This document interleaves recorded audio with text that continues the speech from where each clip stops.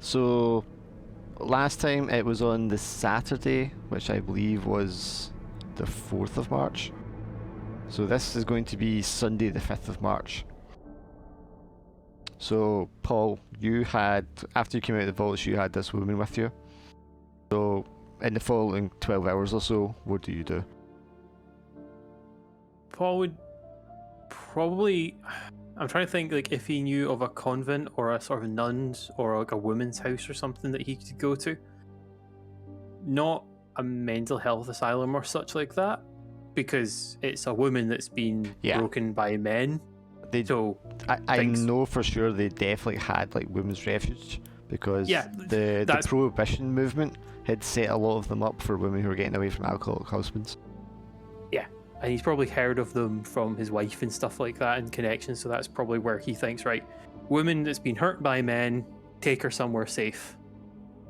So that's probably where he'll try to figure out where to go for there. Okay, so you bring her I don't know if he'd know where it is, but he'd probably be able to find that asking around, so it wouldn't take long, yeah.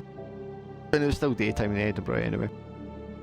So what do you explain to the women or the people running this refuge when you drop her off? Because this woman is babbling, incoherent, she's dirty, she's covered in blood, severely malnutritioned. And let's be honest, Paul's probably been slashed up by this woman as well. Yes. So I'm trying to think. So obviously I'd be role-playing with you, or I can just sort of say the general gist of it, whichever works for yourself. But he'd go in with the intention of, look, I've had to take this woman away from a horrible situation. We went down looking to investigate something, and she was there in this cellar. We couldn't leave her there. I had to get her out. There was fight, there was blood. She's starved, had to get her out. She didn't want to, sort of emphasizing the scratches, but I couldn't leave her there. And that's what he's trying to put across. Like, you know, he's a married man. He couldn't live with himself leaving her in the environment she was. He had to get her out. She wasn't happy about that, but it's not an environment she could have been left in. Would you be willing to hang around and if the police are called, to give a statement? Or would you be happy to at least leave your name and address so they could get in touch with you? Paul would I'm trying to think, like, I think he'd be willing to make sure that she was still there, so he's not had a negative interaction with the police. I think he'd be okay with meeting and, like, signing up, like, a witness statement with the police. I don't think he's smart enough to, like, add 2 and 2, so I think he would wait for the police and actually consult with them as well. So this is probably quite low in police priorities, so they might take a while for a policeman to actually show up for this. So they probably like just take your details so they can pass it on. Give his address details and stuff like that, yeah. And his work. If you can't get a mic shag, I don't know if you want to just leave it.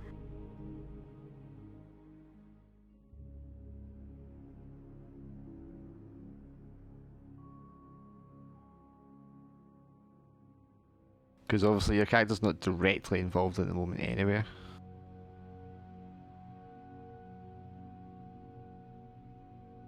You could always use your phone if it's got Discord on it. Because I know my phone gives like a push to talk option. Yeah, you can use it just like a call. But Alex does that a lot.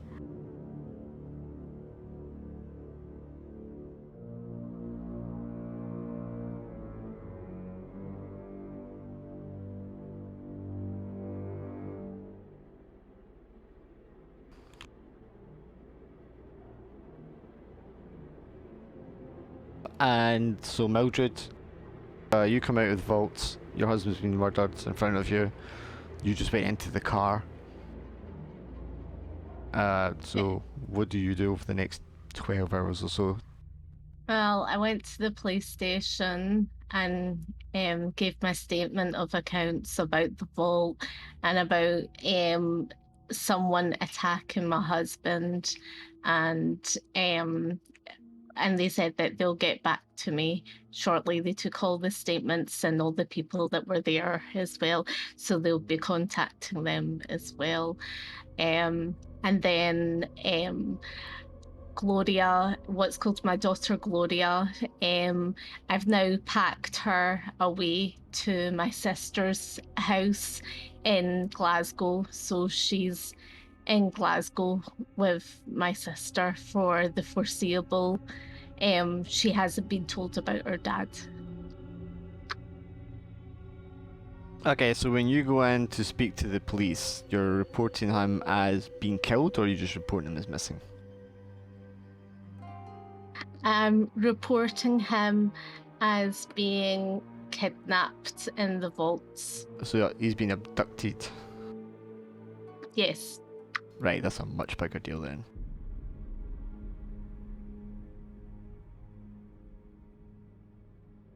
Okay, so you'll have to explain what were you and your husband doing in the vaults?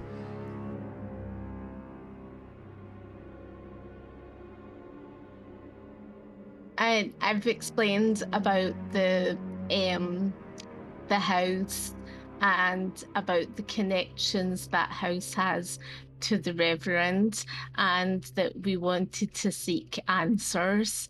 And so I've just basically told the truth about the whole situation. So. Oh, so yeah. you fill them in about everything? Yes. Okay. Between Paul and Mildred, do you arrange to meet like the following day or anything before you part ways?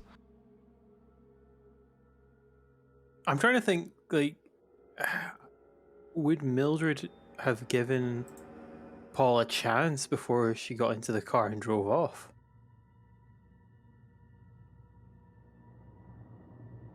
Or would she?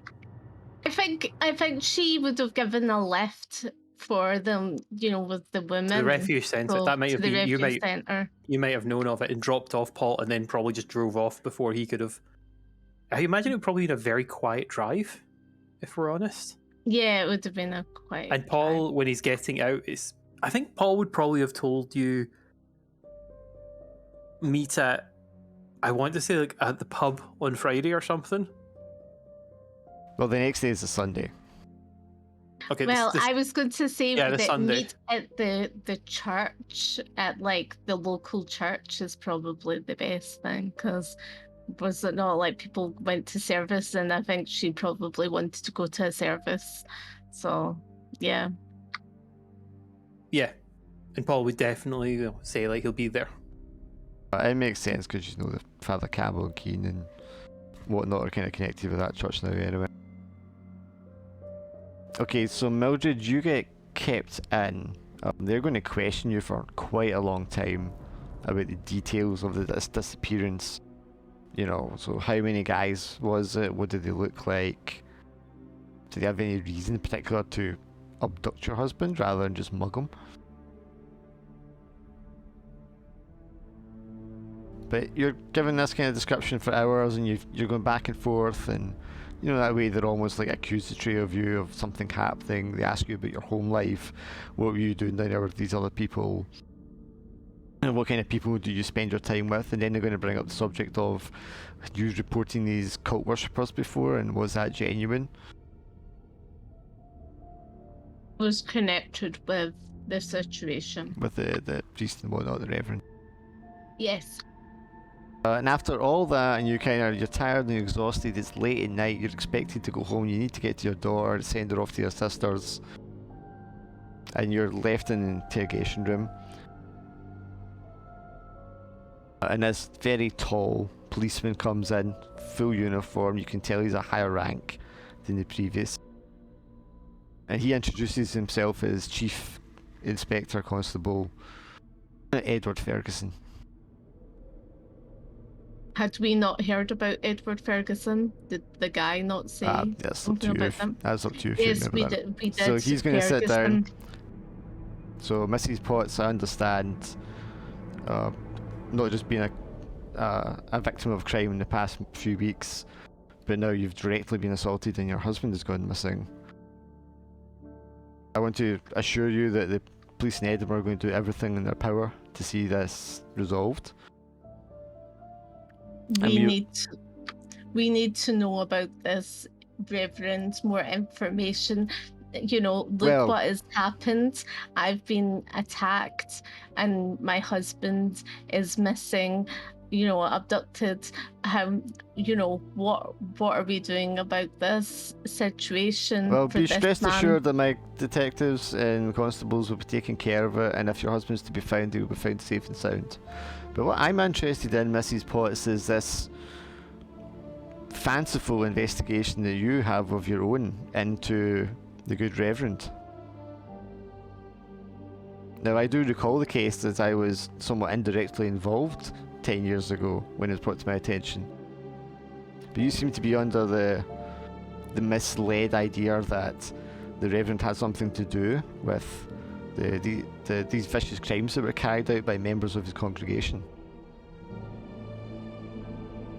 Well, at the house, there was the chanting and the, you know, like I said, it was like the voices of like the, you know, in the distance of a reverend, and it was that person, and all these links seem to be about this reverend. We went to a house as well, and people are dying in this house, in this street where what's called people have moved into, that this reverend guy has stayed. Well, Mrs. Potts, if you don't mind me saying so, I think you may be somewhat hysterical at the moment given your circumstances. There has not been a number of mysterious deaths in the house, just the unfortunate case of your friend, although the circumstances of her death are somewhat circumstantial. Go to the building with the old lady and the woman in that number, you know, and I give you the address for the building with the person that's ill, and there's several people that don't survive very long in this house, and he lived in that house, and he's lived in the house that me and other stakeholders have as well. So you need to do something. He takes a slip of paper out of his pocket and slides it across the table to you. What does it say? This, Mrs. Potts, is the sentencing record, as you can see from the Edinburgh Sheriff Court. Mr. Alexander Turning was a dangerous and mentally disturbed individual who was abducting and murdering several women, known prostitutes in Edinburgh city centre. He was a member of this Reverend's congregation, and it is he that was found ultimately responsible for those crimes. And he was sentenced, and the execution was carried out here some 10 years ago. So you see, Well, Mrs. Potts, there is no need for you to follow in this wild goose chase you're taking people on. And the fantasy that you've led your husband into is now resulted in his abduction.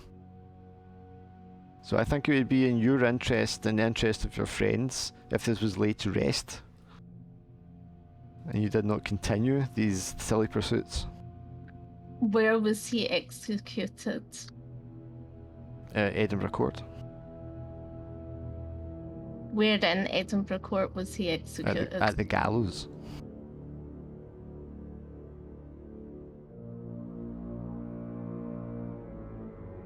Now I think we've detained you long enough, Mrs. Potts. Did he have any disciples, as in followers? Was there a main follower? He leans in close to you, and you can feel the mass of his great form above you. It feels as if he's so large he fills the entire room with darkness, and the candle just like flickers in the corner of the room. I think, Mrs. Potts, you've been detained long enough. Perhaps you would like to go now and see to your daughter. And he points at the door at the side, and the door just opens itself. And he turns around and leaves.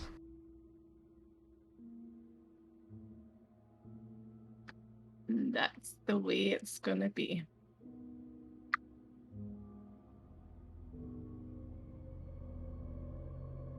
Two of the constables escort you as you're driven home in your own car. They stand outside your door until you enter your apartment, and then they leave.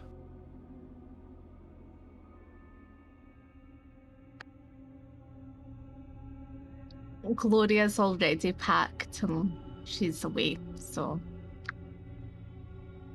First thing in the morning, you take her to the Waverley station and send her on the train to Glasgow. But mother, no, just boom, straight on the train, gone.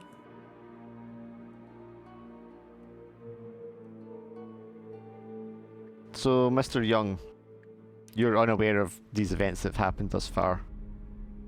Yeah, it sounds like it was quite an eventful time in my absence. So, what was it you were spending your downtime doing? I think I would probably be preoccupied with my work creating, dodgy documents for people. I would probably have been unavoidably detained with that or something. Where do you keep the book that you recovered? I think I would be treating it with considerable suspicion, and I think I would probably have a hiding place in my house for items that I don't want found by the law or anything. Like probably under the floorboards, and I would put it in with anything that I was trying to keep safe. Okay, so while you're up late at night on the Saturday evening, writing documents, trying to get them out so you can hand them out on Sunday. Writing by gaslight. You can hear a groaning, whispering sound, just tickling at the edge of your senses. And it sounds as if it's coming from under the carpet, under the floorboards, in that space where you've stored the book.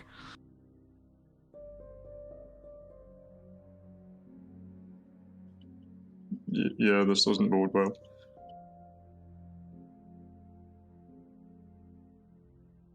Boopy. creepy. When you go to close your eyes at night when you go to sleep, you relive the moments of Susan Ward's death, her throat being ripped out, the creature being smashed in the head, its leeches spilling over the floor, and the leeches suckling on the blood of her victim.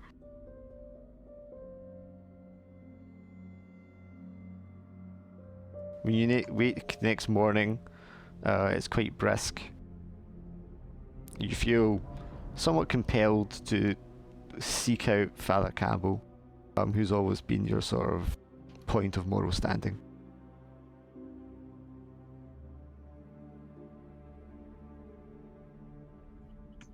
Do I have time to do that in between, or would that be something for later? Well, Sunday, so you get on the train, make your way into Edinburgh to see Father Campbell at the church, which just coincidentally seems to be the same time that the others are meeting at the church. Ah, that's handy.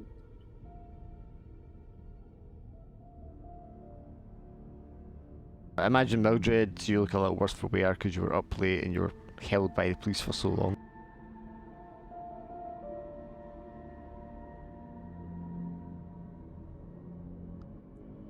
We need to talk, the three of us.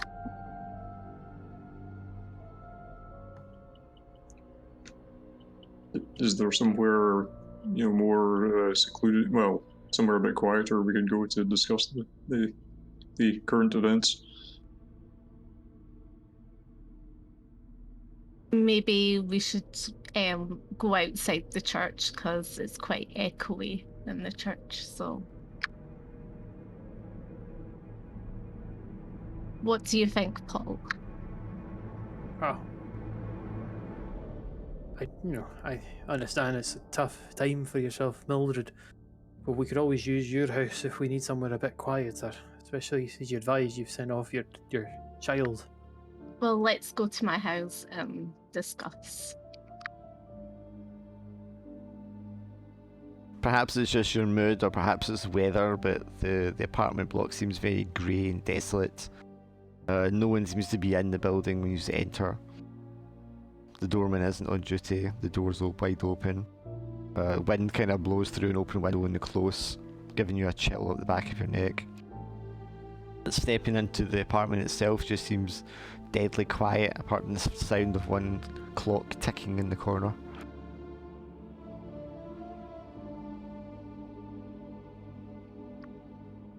Tea, anyone? Oh, I'd love a cup of Mildred. I'll join you. It's not too much trouble. No trouble at all. And while Mildred's off, he'll turn.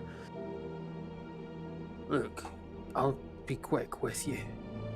Someone killed her husband when we were down in the arches. Dear God, how did it happen? I'll try and be quick. When we were down there, we were trying to investigate and make sure you understand.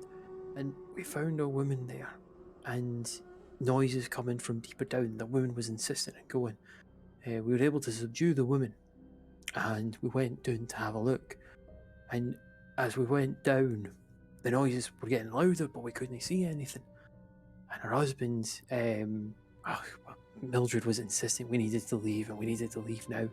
Her husband, proud to him, turned his back to the cave it was going to tell Mildred, no, we need to go down and see what's happening. And in that moment, someone grabbed him and pulled him back, and we tried to follow through, but we couldn't. Just something. If I told you what I saw, it sounds insane, and it definitely can't be what I saw. It was a man with limbs. He had I'm sure. limbs. I'm guessing He had Mildred had limbs. probably been standing at the door as Paul was talking. Yep. Biscuits, anyone?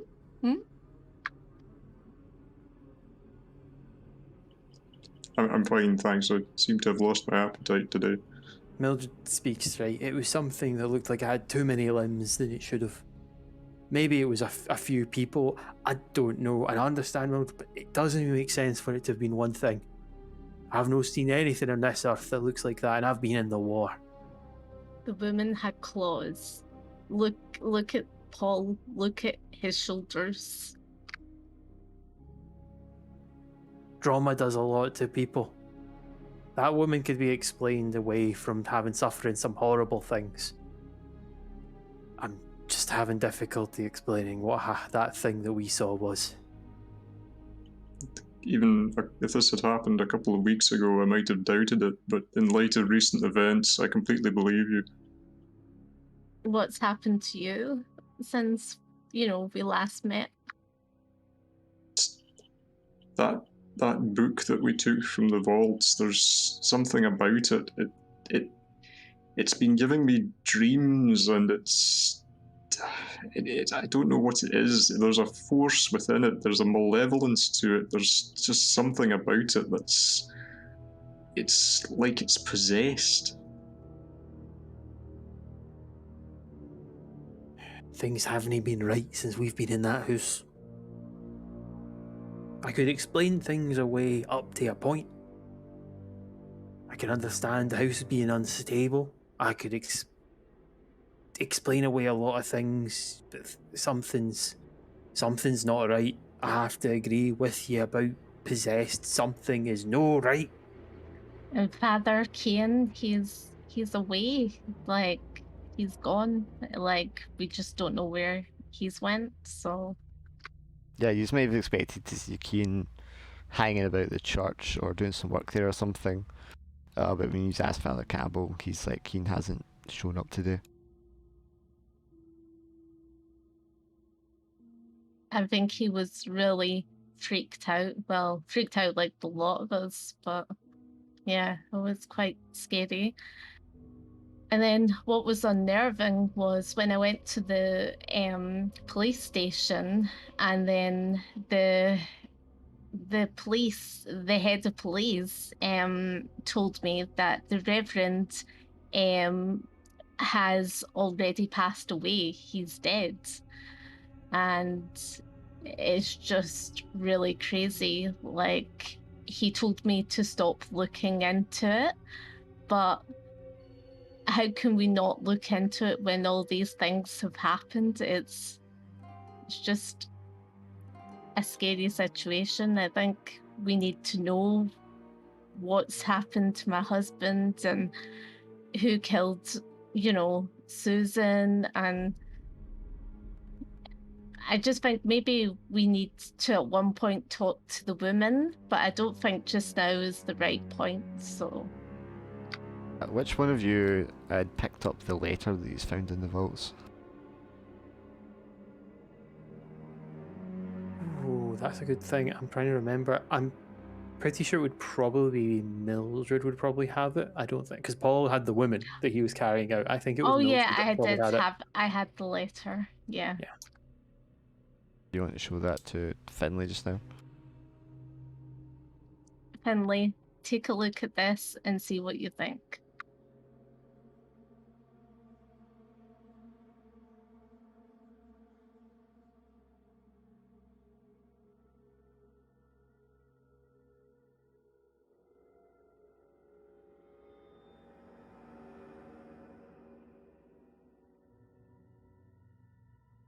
Can you recall what was in the letter? I put it up on the Roll20, you should be able to see it. Yeah, just looking at it at the moment, the the typeface is a wee bit hard to read in places. If you scroll down, You can- it's in text, yeah.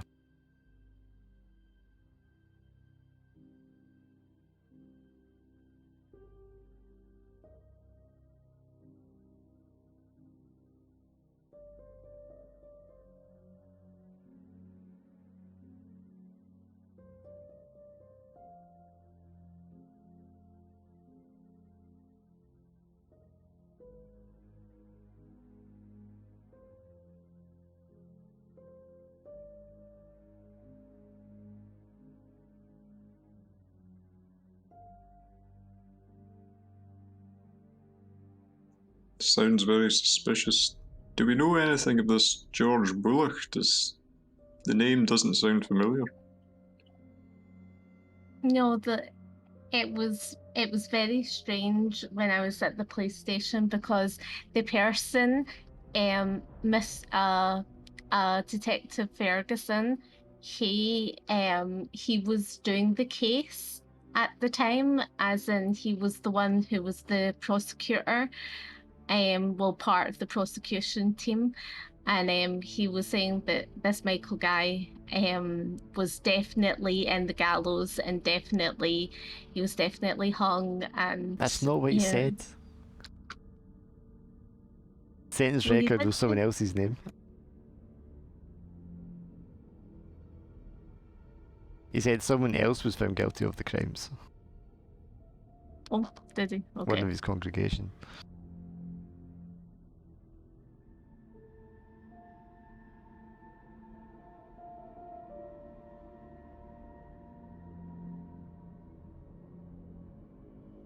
Do we want to go and look for George Bullock? As in, go to the records. What's that called again? The registry office. Perhaps we could find out where his estate on Rum is. It might be something to consider, although I don't know how we would feel about taking a trip there. It would be a lengthy journey, I would imagine.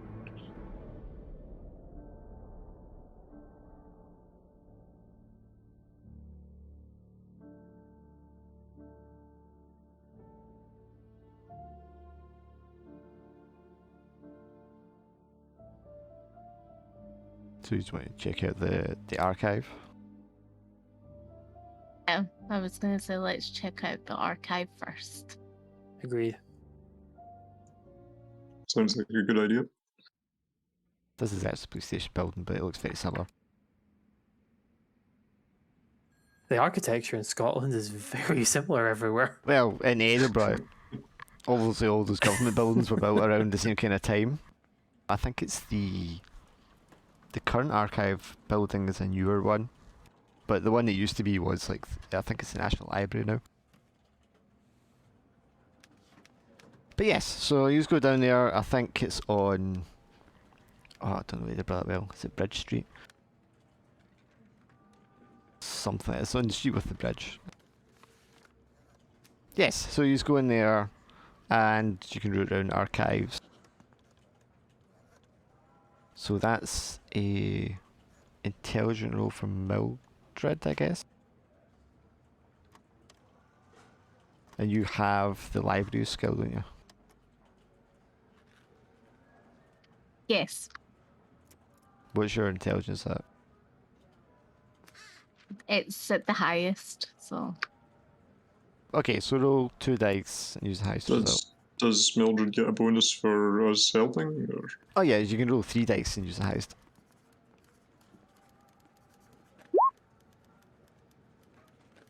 5. What Yeah, does so 5 get me? George Below is a lord, or laird. He's the son of John Blow, who purchased Rum Island, I think it was 20, 30 years ago. His father built a castle there, Kinloch Castle, with the aim of turning the island into a hunting preserve. His father passed away some years ago, and it passed to the son George. From what you can say about George, he's educated in Oxford. He served in the British Army during World War One. He's a very rich man, and he has homes all over Europe. Is he there just now? Does it say that's his current residence? I don't think it would have those details.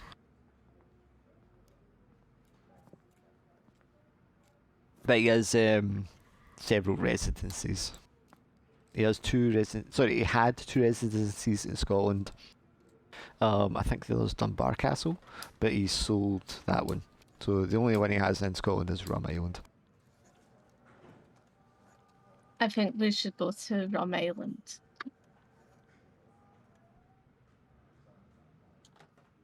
How should we approach this man, his lordship? I mean, I think we would be well advised to have some kind of reason for going to turn up on his land. I don't think he'd be too keen for us just to come and poke around the place. Maybe we should say something like architectural, a sort of archaeological dig, in Drum, and if he was interested, we're thinking about doing a project there.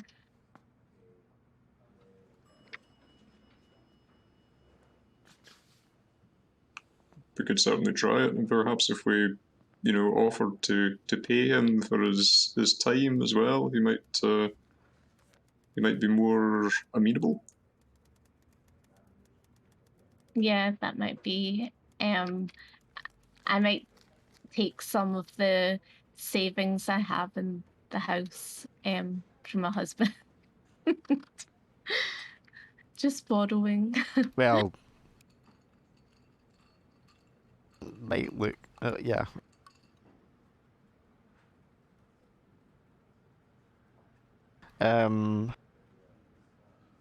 Is the sorry?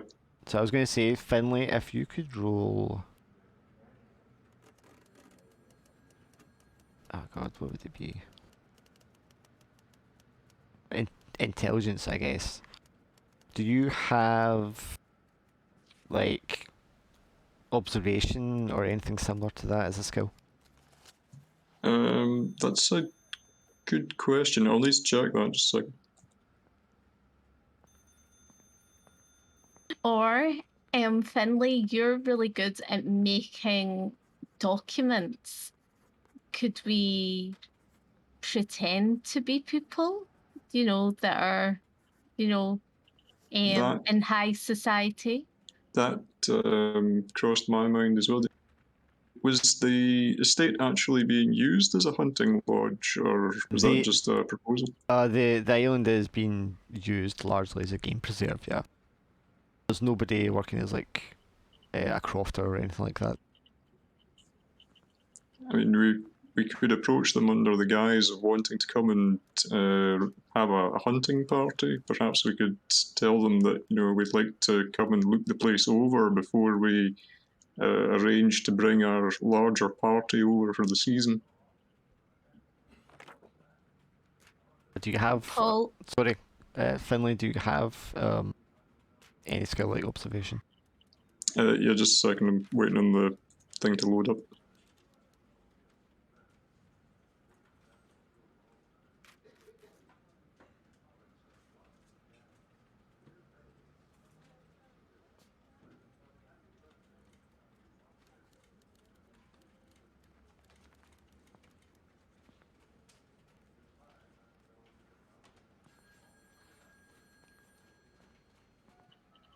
Don't know what it is about Google Drive. I'm just sitting looking at the whirling loading symbol at the moment. You have forgery accounting, fast talk, spot hidden, library use. Okay, not really.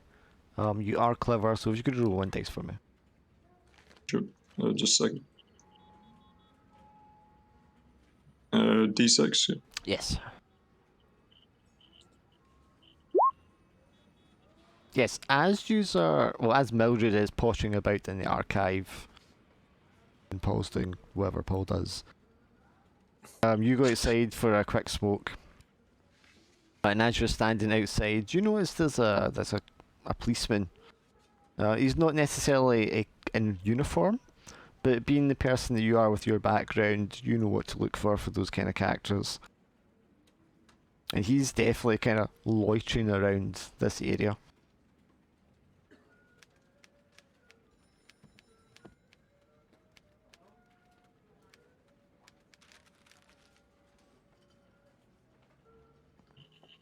I think I would inform the others that we may be being followed.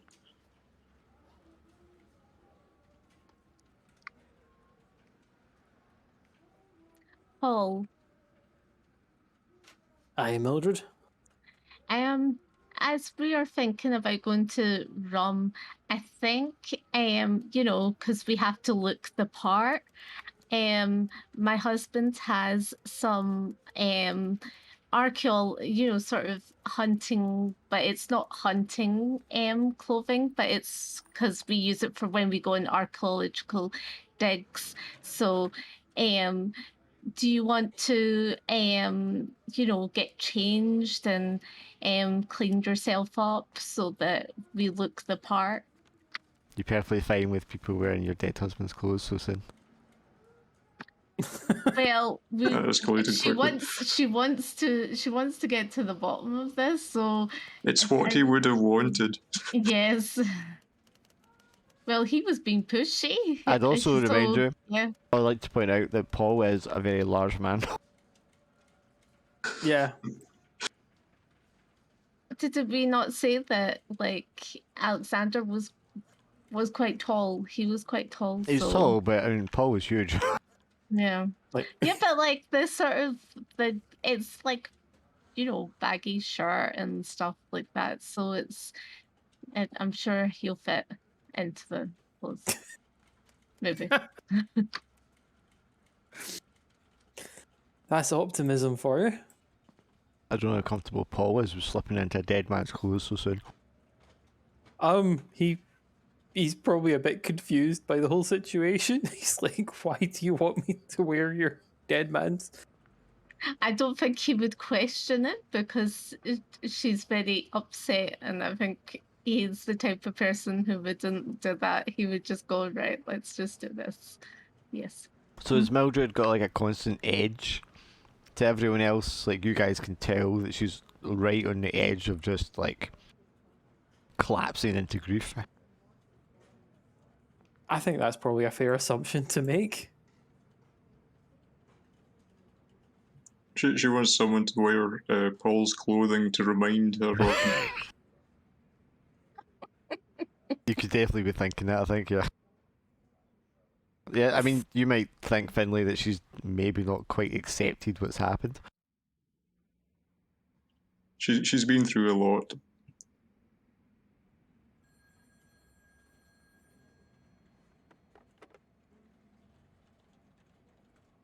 How delightfully creepy.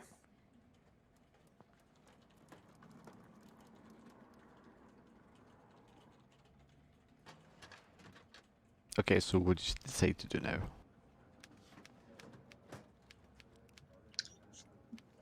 I suppose that if we want to approach the laird of the castle, like, would we need to write to him first? I mean, this being 1920s, I think that would probably be the best mode of Yeah, approaching them. I think maybe send a telegraph, maybe.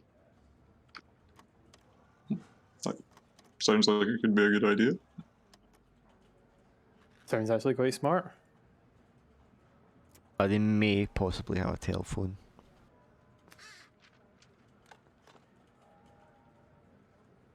Given that the castle was quite recently constructed. Would we be able to find their phone number from the archive? Although I'm tempted to say, as it's fairly early on, is it just like, you look at the numbers, it's like 2. I think they probably look at Can the you phone not- book. It's Can you 7 not pages just long. Can you not just like phone? I thought in those Yeah, days you you could just- just like phone in. It's you the can operator ask the to connect you operator through. to patch you through, and they would have like the phone book, and they would be the one that patch you through. So if you wanted to speak to like Edinburgh Police, you'd say, "Can you put me through to Edinburgh Police Station?" and they would just route you through.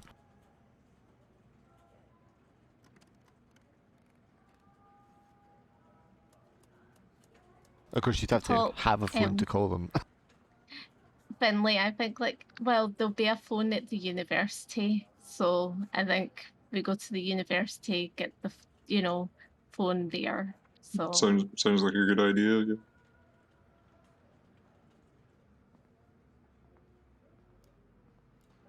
is this the man, Finley, that's walking about? Because we've walked out of my apartment. So is that the guy? Yes, I think we try not to look directly at him, but yes, I think we should try and be aware that he's there. Do you have experience in evading such tales? I'm just looking if I would. Well, I have dodge, but I don't suppose that's really related. I have navigate. Is that? Does that help? I'm not thinking so much to skill. I'm just thinking like character background sort of experience.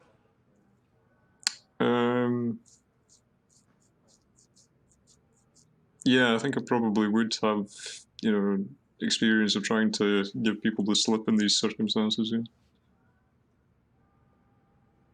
Is that something you want to do, or do you want to not raise suspicion just by allowing him to follow you on? Or seeing if he follows you on? I think we should play along with him for now because we're only going to the university. I think, we're not doing anything huge, like particularly unusual or sort of suspicious at the moment, I would have said.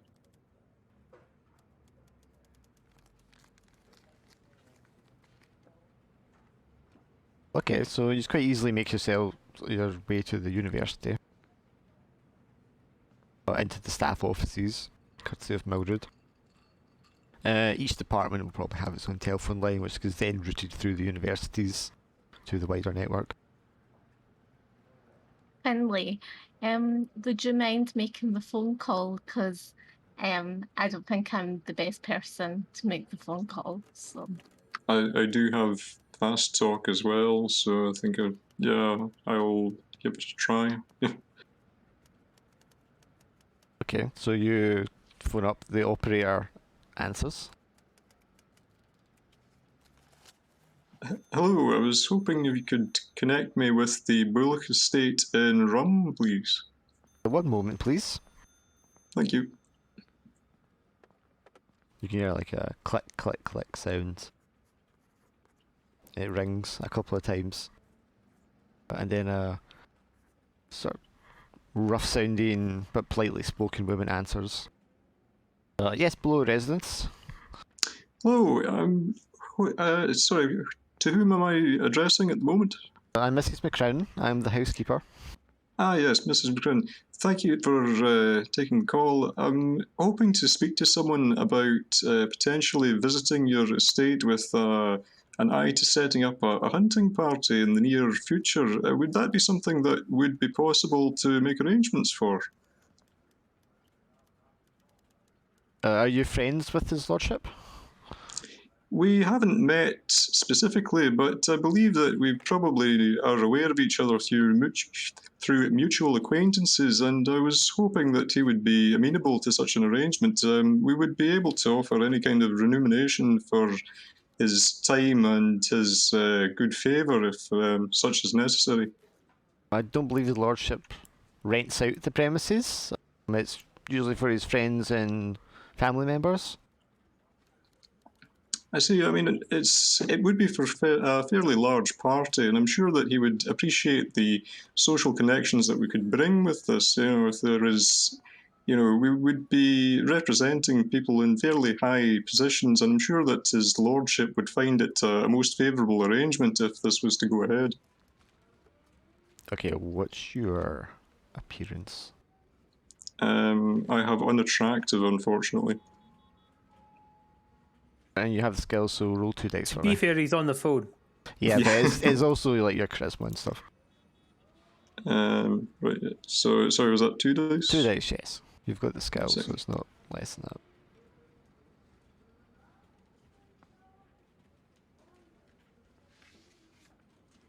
Yeah, 4's good enough. Well, I'll have to try and get hold of his lordship. He's out of the country at the moment, and to be honest, he's not usually here anyway. Is it for several weeks? Is it in the summertime? You're not expecting to come in April, are you? Well, the main party would be for the summertime, but we were hoping to come and have a look round the grounds beforehand, if that would be possible. We'd like to have a look at the area, and so that we can explain to our guests what they would be visiting. I'm sure that it will be delightful, but we'd like to be able to, you know, give them our first-hand knowledge of what they would be seeing while they're visiting, if that makes sense. Right, well, I can't be promising you that his lordship will agree, but I'm quite certain that giving you a showing of the grounds would be perfectly acceptable. That would be most kind of you. Thank you very much for your time. I didn't catch your name, sorry.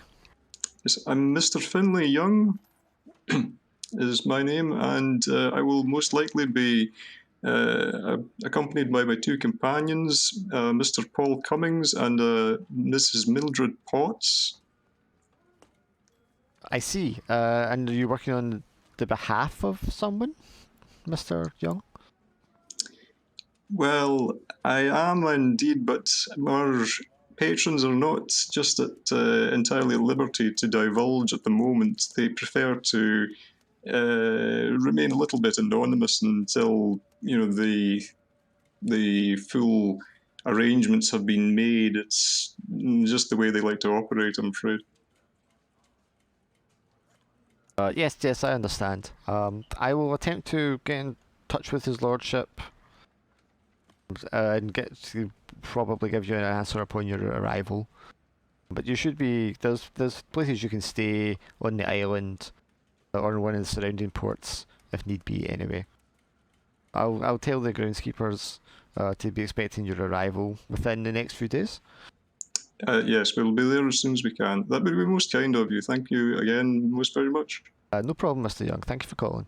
Thank you. You can hear her fumble with some difficulty as she tries to hang up the phone.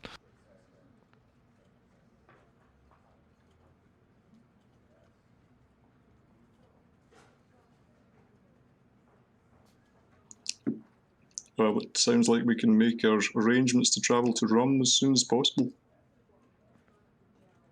Excellent. Oh, this is going to be fun to explain. I'm going to guess it's probably going to be like a week's travel and stuff.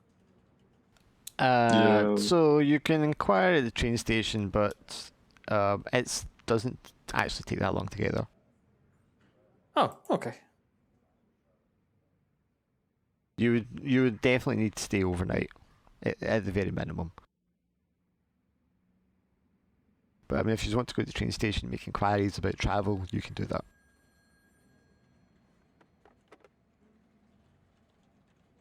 Is the police man still there? Is the police guy still there?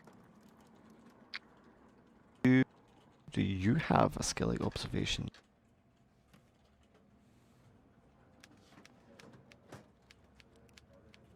I have Spot hidden. spot hidden Okay, that can and maybe apply. Okay, so you roll me 2 dice, please.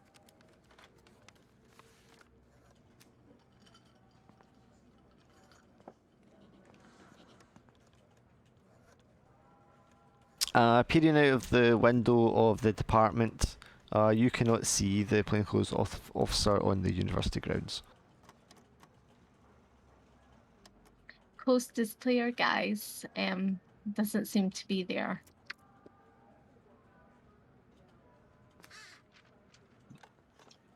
I think we should be careful when we're departing. It might be for the best if we can make our exit towards Rum without being seen by the authorities.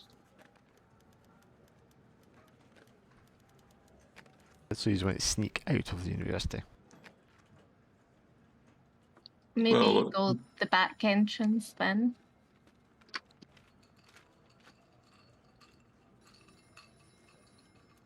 Okay, so you make an attempt to sneak out of the rear, less used entrances of the university. And head down to Waverley, I would guess. Yeah. I don't Sounds actually good. have a picture of Waverley here, so I'll use this just now. Yes, so Waverley Station has a ticket office, a booking office. They have all kind of like pamphlets and routes and information available for travellers going wherever they might want to go in Scotland.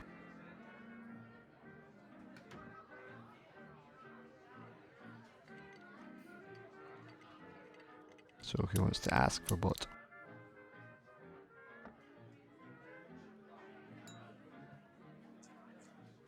Is this the afternoon or is this the morning? Like, probably at lunchtime, yeah. Good afternoon. I'm speaking to the person at the Yeah, desk. so it'll be a guy, he's got a big long bushy moustache. One of those ones that's very thick at the beginning and twirls off to a thin end. You can see like the grease that's been applied to it to keep it in shape. And he's very thick set eyebrows and square glasses. Good sir, do you have the timetable for Rum from Waverley to Rum? Rum? It's a bit early in the day for rum, is it not, miss? I'm just joking with you. And he starts like rummaging through a book. Ah yes, so from Waverley you can take a train to Glasgow. We run trains every hour. And then twice a day there is a train that goes from Glasgow via Fort William to Mallaig. And from Mallaig you can take the ferry to Rum.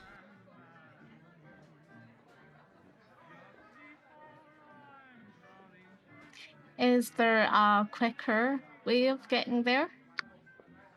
Afraid not that. You could try driving, but I wouldn't trust the roads that far north.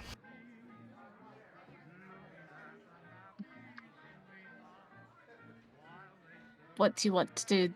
Will we just get tickets for the train and ferry? Does that sound good to everyone? Can we check how long the journey would take? So it's about How yeah, it's a How- little over an hour to Glasgow. It's between 5 and 6 hours to Mallaig, and then the ferry is about 90 minutes, 2 hours.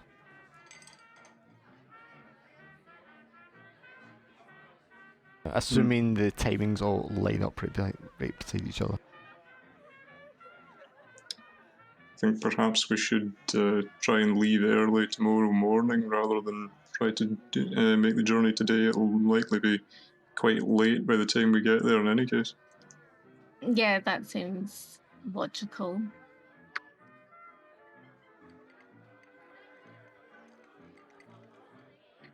I think Finlay as well. With this book, I think you need to.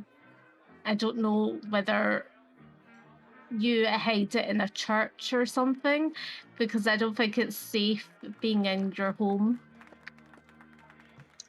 That might be for the best. I can speak to my friend at the church and see if he could hang on to it for us. Yeah, I think that might be the best situation. I don't think you should go home. We should go home with you, and then if you get the book and then take it to the church, because I don't think you should be left at home with the book. I don't think it's a wise decision. So So I think we should probably speak with Father Campbell and see if he can hang on to it for us. yeah, I think we should do that just now. Are you up for doing that as well, Paul? Seems like a fair idea. Will we get our tickets now for tomorrow morning then? Okay, I'll just get the tickets. Yeah. They'll good. easily be affordable in the income that you have. Yeah. So your train is early, 8:30 in the morning to Glasgow. That means you're able to get the 9:30 train from Glasgow going up to Millig.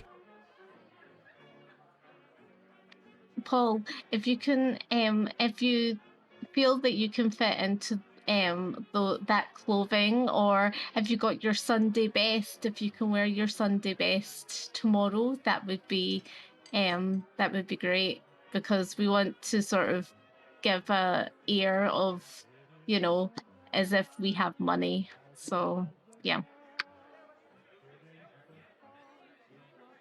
I imagine that he's got smarter clothes for like funerals and church and things. So I think that's fair to expect. Yeah, I think everyone had at that time their Sunday best, wasn't it? I think that's what they called it, Sunday best. I don't Yeah, know. well, like I said, you'd have something for funerals and whatnot, formal occasions. So where are you going first? Are you going to church? Are you going to Finley's or what? I thought we'd go to Finley's first to get the book, retrieve the book.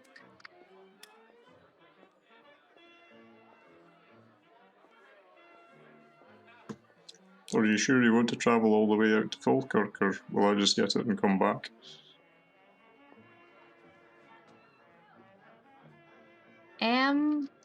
I think going together is probably best, because strange things have happened recently that I think going together might be the ideal, plan. So Understandable. Paul's behind Mildred, just sort of nodding as entertain the women. Her husband died. That knowing nod of just nod. A woman Yeah. bumps into you in the train station, Paul. She's carrying one of those old-fashioned bird cages with a couple of birds tweeting inside. And as she bumps into you, the cage rattles and the birds are disturbed and start tweeting and flying about inside.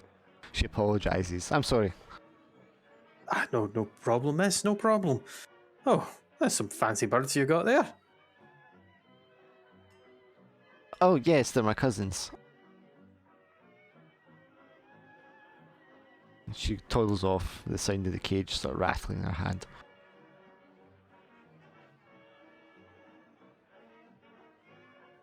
So, get your train to Falkirk? Yes. I don't have Falkirk, but this is probably close enough.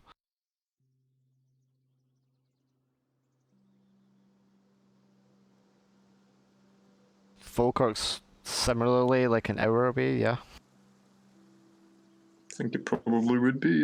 It's, in modern terms, yes, I think it's slightly less than an hour, so probably about an hour. Yeah, because then it was similar, but it was like 20% longer travel time or something like that, or 50% longer. Makes sense. Yes, so Falkirk, obviously much quieter, much more rural kind of setting, although not as rural as this probably. And Finley, so what's your house like? Where'd you stay? I think I would probably have something not too ostentatious, rather. Sort of comfortable, but not too fancy. Maybe like a kind of a sandstone terrace, something like that. Probably something a little similar to these kind of houses. Yeah, probably something a bit like that. Yeah. But maybe just like the one floor of it rather than the two if you're renting it.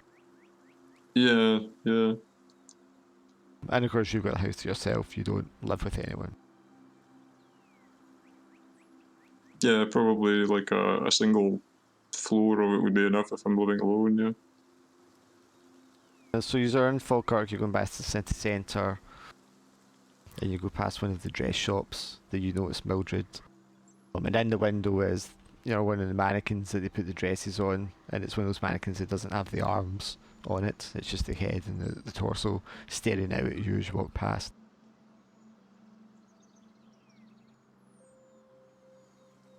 I imagine probably this creepy feeling that the mannequin is slowly turning towards you because you can't tell because it's just a torso. But you just head along over to Finley's house anyway. So what's Finley's house like when you open up inside?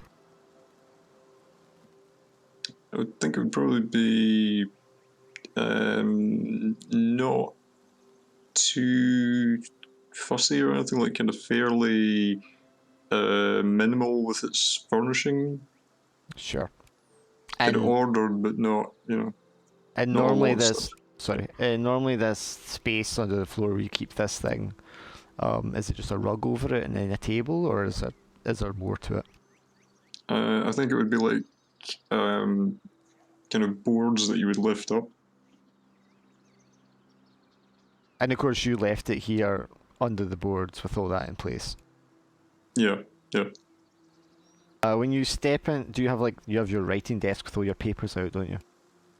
Yeah, yeah. When you step in, Finley, the book is on the writing desk, and it's opened, as if someone's been reading it at the desk. Everything else is exactly where you would expect it to be.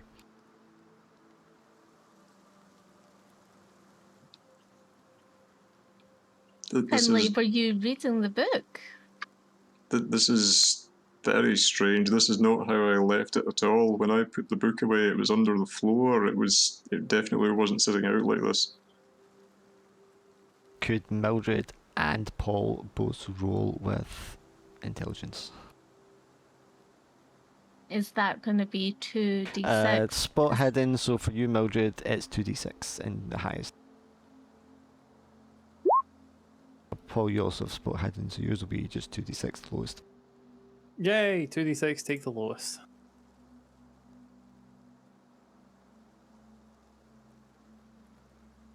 I think I'm okay with the 6-6. Paul, the place looks very neat. He's obviously well kept, it's very clean, everything doesn't, it looks in order, nothing looks out of place, and nothing looks untoward. Mildred, you can see the papers that he has on his desk where he's been writing his documents are full of pictograms and hieroglyphs and cuneiform, just scribbles and scrawls and things written in languages that normal people don't know. Finley, I didn't know that you knew about hieroglyphs. What is it? Hieroglyphs? Glyphs. Glyphs. Glyphs, sorry. And that sort of thing. I didn't know that's, what's all this?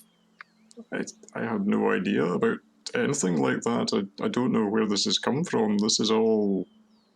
This is so strange to me. I've never seen this before.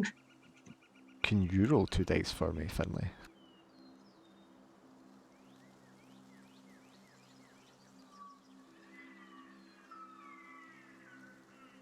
As you're saying this, you hazily remember a dream, Finley, of being up all night, writing and reading, and being so tired but not unable to sleep until you got this message down on paper.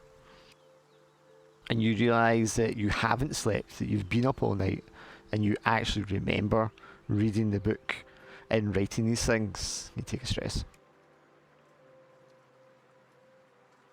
Okay, I'll mark that down. Is there any text, as in, text of some sort of chant or anything on the, As in some sort of spell or something Oh, you want to on the... decipher and read what's on the thing? Yeah, yeah. Roll me 1 dice. Mildred. Which stress do you take, Finlay? Second.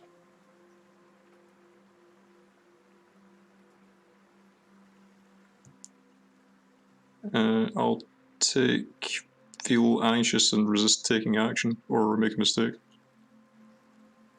It was free, so... You don't know Can I use one of my luck? if you want to spend your luck to bump the 3 to a 4, you could. Yeah, I want to bump it to 4. Okay, you can see that he's clearly rewriting out what is written on the pages in front of him in this text in the book. And it seems to be a reference to some kind of summoning, like calling something.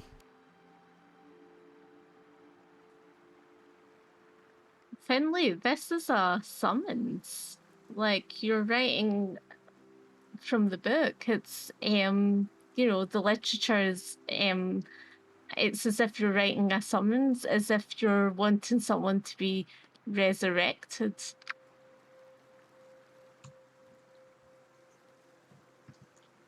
None of this makes any sense. It's like something that I saw in a dream, but I didn't know this had actually taken place. I think we need to get this book away from me, as soon as possible. I don't think you should stay here as well if you've summoned something. Like, something could be stuck in the room, you know?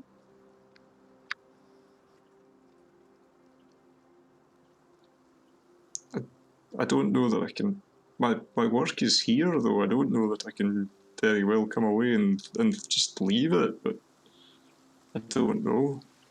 Can I use spot hidden to see if there's anything that I observe anything? Sure, roll 2 dice. Use the highest. Are you just looking for something dangerous or strange? Yes, yeah. As in, is there any sort of presence? Like, No, there doesn't seem to be anything spooky or dangerous or, lurking in the shadow.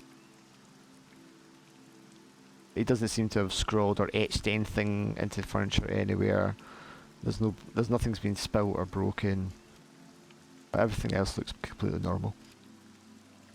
I just think let's get rid of these like letter things and put them in the bin, and let's get this book out of the house. I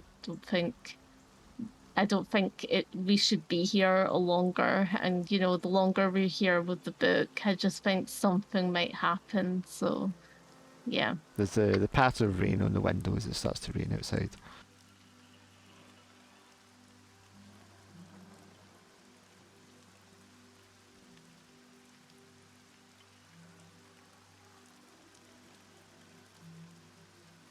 Are we ready to go, or?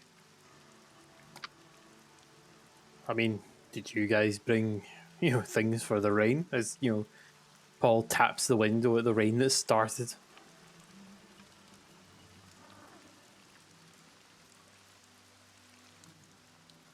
I have an umbrella somewhere in the house if someone would like to borrow it.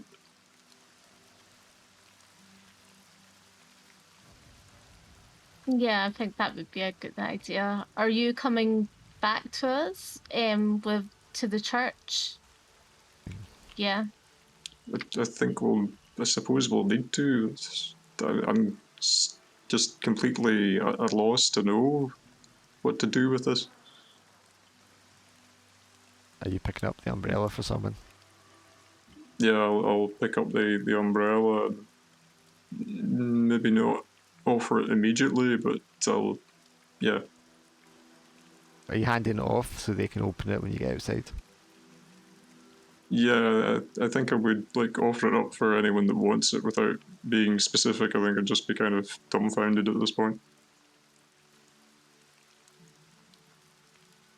So you opened up the umbrella. So someone take it. I think Paul takes it because he just covers everyone. Just Poor Paul. outstretches his arms and you're covered. Paul, I think as well that you need to take the book. I don't think Finley should take the book. The level of self-preservation. Paul will just sort of like close over the book. I'm guessing no one's touched. It's still open on the table, and Yeah. picks it up. I mean, if the book's such a trouble, should we just throw it in the fireplace? As he literally gestures with the book to throw it in. No, I think the book's malevolent. I think we need to store it in a church. Mildred, you said words. You said the book's evil, but we need to keep it alive. Surely we should just destroy the book. I think something bad will happen if we destroy the book. I don't think it's a good idea. If you want to destroy the book and see what happens, then that is your prerogative. So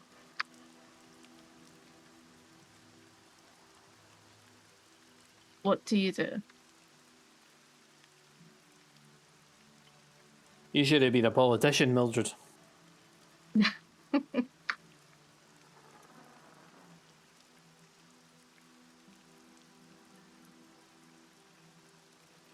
How do you feel, Vinley? I would.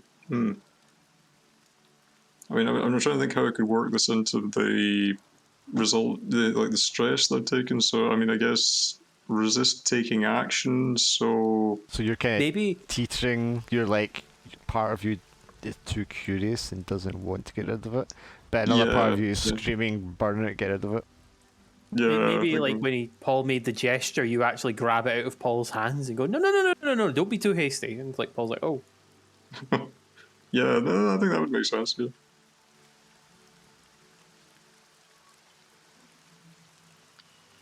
I think we should just take it to the church. I think that's probably the best. Let's leave it in the hands of the experts. They are experts in malevolent books. I just hope they're willing to take it from us. They don't have to take it from us. We can maybe store it somewhere. We're going to come back the next day and the church will be burnt down. And oozing blood only when you're looking at it and no one else is. The whole churchgoers are all zombies or something. So, are you going to burn it or are you going to hang on to it? I think the census is hang on to it 2-3. Like, you know, Paul was just sort of making a comment of like, well, why not? And immediately got shot down. So Paul's he'll hold it. It's just a book. Yeah. In his eyes. It's just a book with its warm leather between your fingers. As you step outside, you know, into the rain which is drizzling down. Umbrella in one hand. As you pop open the umbrella, something falls out of it and splats on the ground in front of you. You look down and you can see it's a starling that's had its neck snapped. Sort of, you know, Paul immediately looks back up in the sky. How horrible. It's like in trying to figure out, was it a falcon or something that like hit it, or did it just fly into a building? Oh, it clearly fell out of the umbrella when she turned it upside down.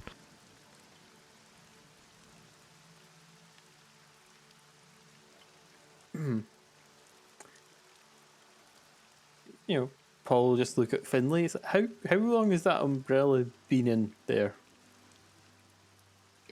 I don't know. It seems like it's just always been there.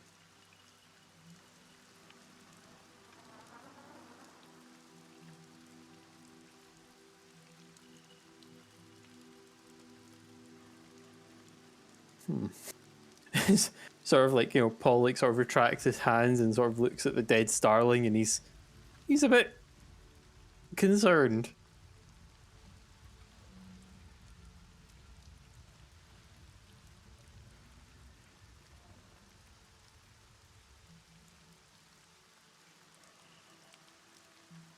Sorry, she's getting cat food. Okay, but so after that, Have you Drew's got just- this image of you just with dark malevolence in your face, just sort of sitting there going, "Yes, I will make them creeped out." It's so perfectly innocent. I don't know what you're talking about.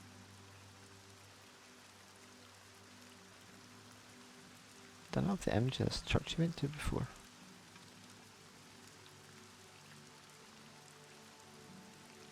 But I actually don't.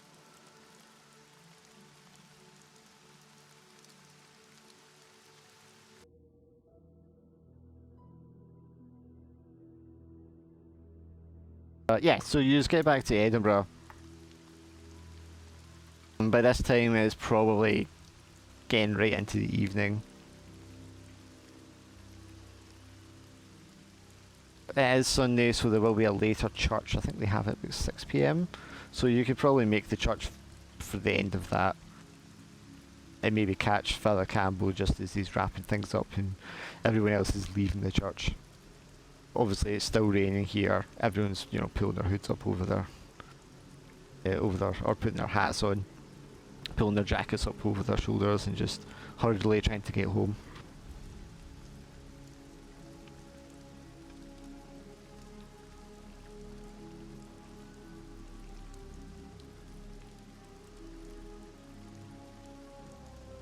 So we just want to do. Go to the church. Yeah, and you're at wait. the church, that's what I'm saying. You get there just as sort of mass is ending. And Father Okay. Campbell's, like, everyone's leaving. It's still raining, so they'll just, like, hurriedly try to get home. Well, we approach Campbell, Father Campbell. So he's there, he's full regalia. Still shaking hands with people, and he notices Finlay and the rest of you. And he just gives you a nod of acknowledgement just to wait for a second. And then when the rest of people clear, he comes up to you. Finlay, good to see you again. Were you here for mass? I didn't notice you. Father, I think we may have a problem on our hands.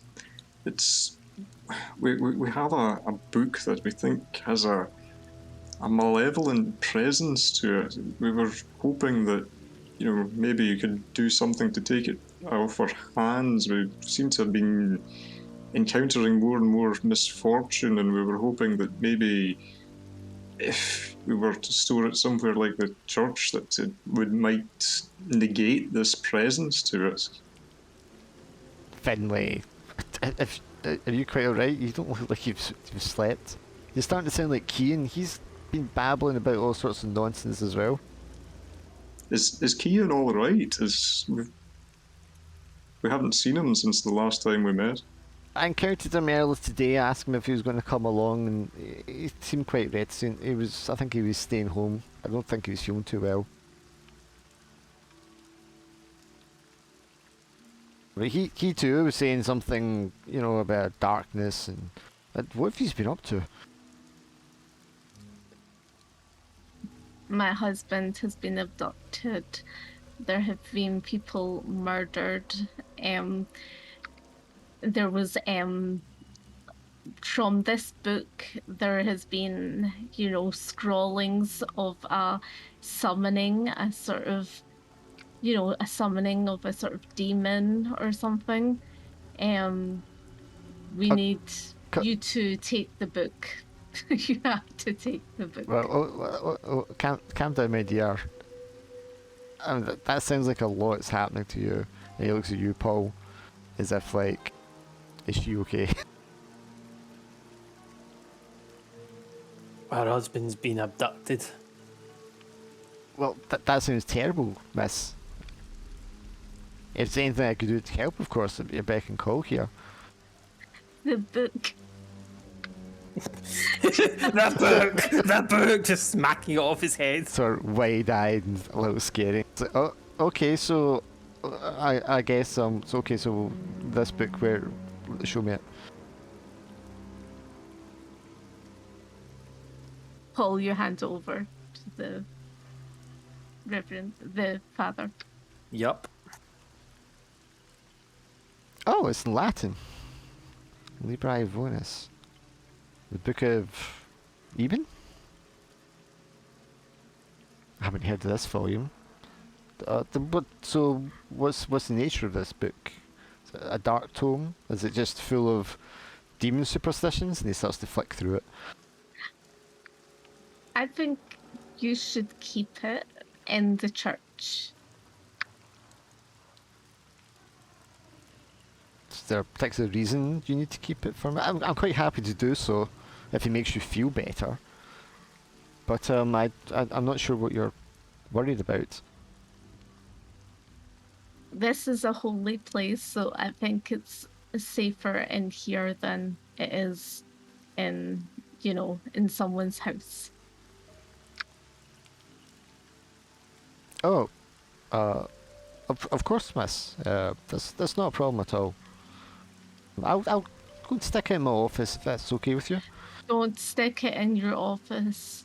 I think you should put it under the floorboards or something, just away from your office, away from anyone. Is there anywhere like in the church area that nobody goes to that you can just hide it in there? He looks again at you, Paul, and then he looks at you as well, Finlay, and you can see the concern in his face.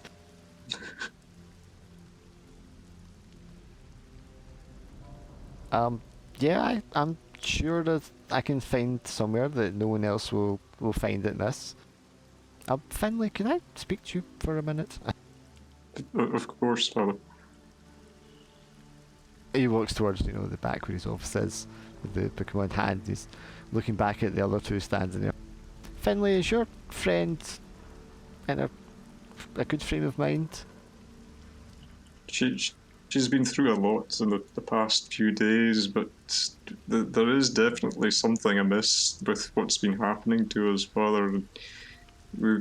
If you are able to take this book from us and just keep it somewhere out of the way, it would be of a great help to us, even just the peace of mind I think that it would bring to all of us to be rid of it. It's all I can ask is that if you do take it, please be careful. Something's going on, and I'm starting to become afraid myself about what might happen to us all in the long term over this.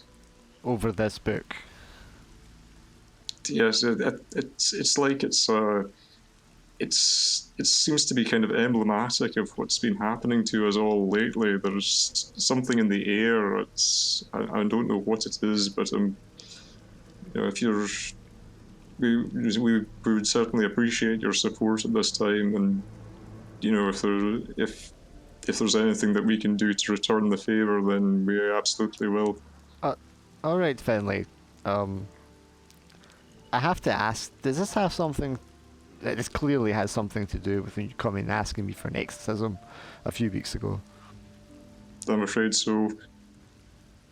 And this has gotten you, and presumably dear Kieran, concerned over events since then. Yes, very much so. Okay, well, I'll take your book and I'll put it under lock and key. But I think, Finlay, you and Geen and your friends would benefit from attending Mass, coming to church. I think it would do you all good. I think you're probably right in this case, Father. Okay, so yes, I'll take this.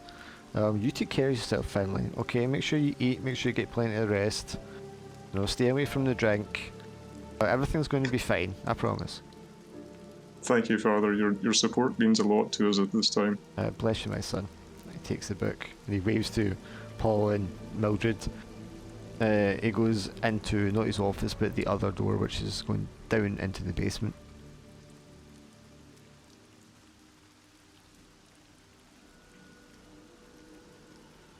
Is that not where the book was in the last church, the basement?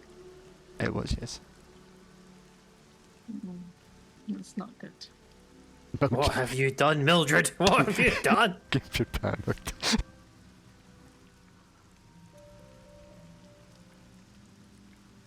Yeah, okay, so... The book has been handed off. Okay, I think like we should call it a night and see each other in the morning. I'm just gonna go to a friend's house to stay. I don't really want to be by myself tonight, so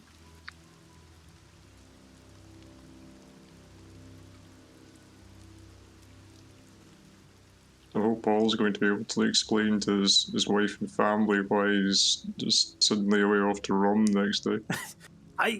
I'm struggling because he's a minor. He's like the most least paid out of the three. And I was trying to think, like, how can he explain just taking a very expensive trip away to Rum? It's not Yeah. super expensive. I looked it up. People that are going away for like a weekend away could afford it. So yeah, it's not a huge luxury. But it would be a chunk of your weekly, yeah. His wife's probably like, you trying to expand your ticket collection? Oh yeah, 'cause you're collecting tickets then, yeah. Yeah. Ed, so Finlay, do you have a place to stay? That's a good question. Would I be able to find like like a cheap hotel or Oh something? yeah, there's you know? hotels, there's hostels. I was going to say I was just going to give him the key to my place because I was just going to stay at my friend's house so he can stay in my apartment if he wants. I'm too scared to stay there, but here you go. if you're happy with that, then Mildred, then that would be most kind of you. Yeah, that's no problem. I'd assume like Paul, you're just going home. I think Paul will just head home and try to explain to his wife how he's planning on going to fucking Mallaig and Rum. So we Probably gets an absolute bollocking. So Will you we go home all and just- sorry, you Will go. we all just meet back at, because, you're going to be at my place anyway, so Paul, we'll all just meet back at my house and then we'll go to Rum. All right. Seems fine. Yeah. So Paul, when you go home, are you just going to tell your wife exactly where you're going, what you're going to be doing?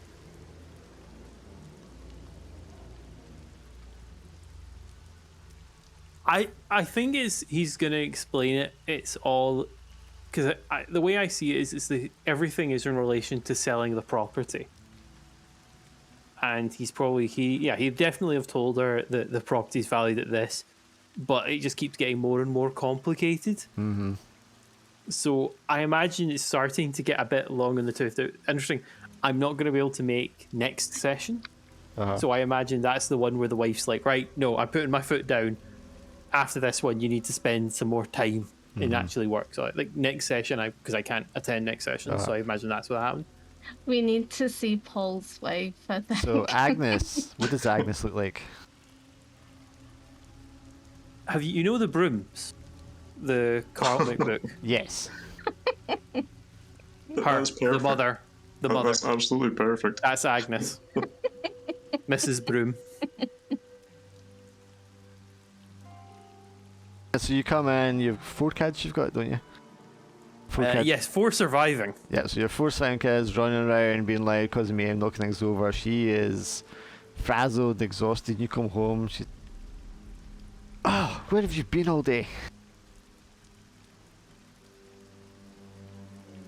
Ken, I've been chasing up in regards to that property selling. For You wouldn't God's believe it. sakes, Paul. I know, Agnes, I know. I'm trying. I know that money will help us. We'll be able to get you a babysitter and you'll be able to get that new whatchamacallit that you've been asking for. we'll be able to get that. I'm trying, but you're not going to believe this. You're not going to believe it. I can't believe it. Now, I thought this was a celebration. I thought they were going to say, oh, great, we can have some. Because they were started talking about rum. You know, that fancy drink that's over in that triangle place over the ocean near the Americas, Bermuda thing. I thought it was that rum. No. Turns out it's the Isle of Rum. They want us to go to the Isle of Rum. I've never heard of it. Do you know where that is? It's over near Fort William. What in the Lord's name do you have to go there for? Talk to some laird. Apparently he's involved with the house now. And they expect us to go up there and meet and talk to him. It's just... I don't know, Paul. This house seems a lot of trouble. It is. But it's a lot of money. I suppose you'll be going with that woman again as well. Well, her husband's just been abducted as well. Oh, well, that's I imagine, convenient. like... didn't you worry about her? She definitely doesn't have your looks. So imagine Mildred's quite a small, piddly little thing and quite a thin woman, whereas Mrs. Broom is very tall and stocky. Yeah, she's supposed to be quite slim built, very petite and nimble. Right, well, what are you going to tell the foreman? You're going to be missing more work? Well, it's either we give up on this house, or I have to just go with it in regards to the strikes and just have to keep maintaining it.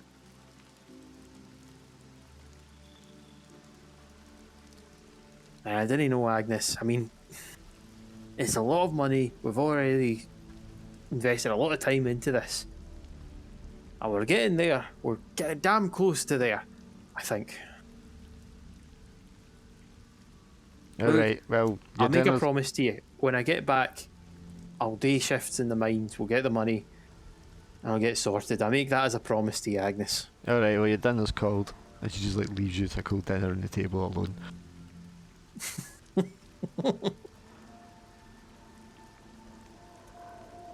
This feels like a Ken Loach film. Isn't it? Poor Paul in the doghouse.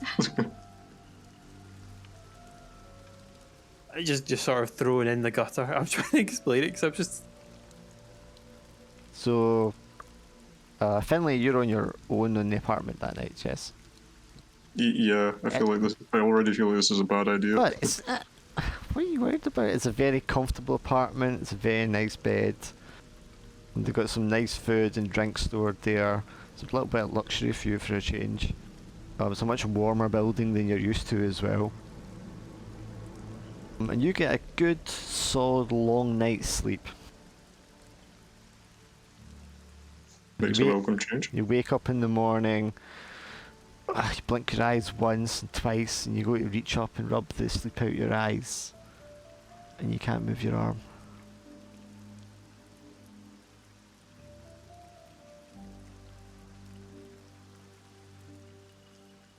Is it just completely immobile? It doesn't respond. It doesn't move at all. Is it the right one or the left? Are you right or left-handed? Because it's that one. He goes, both! It's like, oh, neither are moving.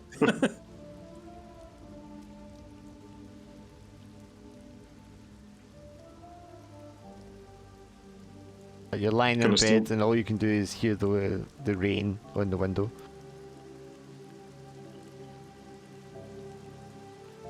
Am I able to move otherwise? Am I able to get out of bed? You try to move your legs, your feet, your toes, don't respond. You try to move your other arm, it doesn't respond. You try to turn your head, it doesn't move.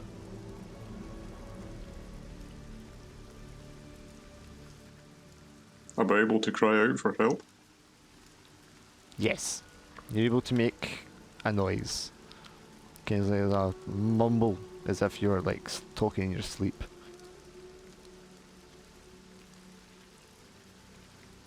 You want to roll with your intelligence for me? Okay.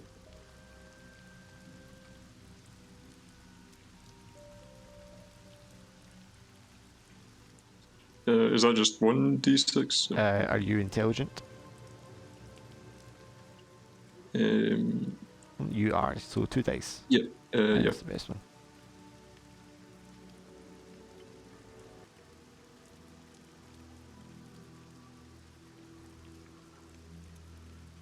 You're suddenly filled with dread that this might be you. Something has happened. You've lost the ability.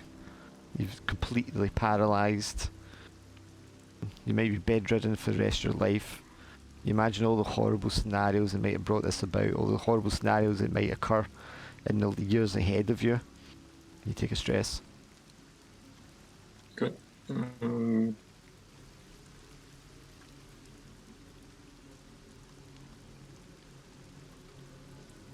I think I'll well, I was going to say I'd take lash out with violence at an ally or object, but I don't know if I'd be able to lash out in my current state. You can definitely pick that, yes. Okay, I'll take that. And fear and frustration and the thought that this might be you forever, you lash out in anger at the bedside lamp, and your hand flies towards it, gripping it and hurls it against the wall and smashes it. And you're standing, breathing heavily in the middle of the room. All your capacity is returned. Is it still nighttime or is it during the day? It's very early morning.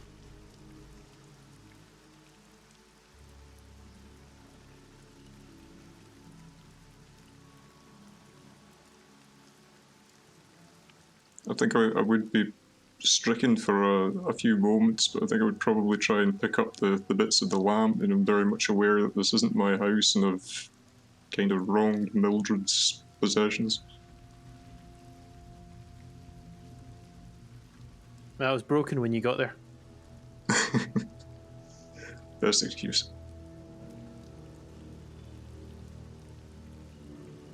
Yeah, you pick up the pieces carefully, scoop them up.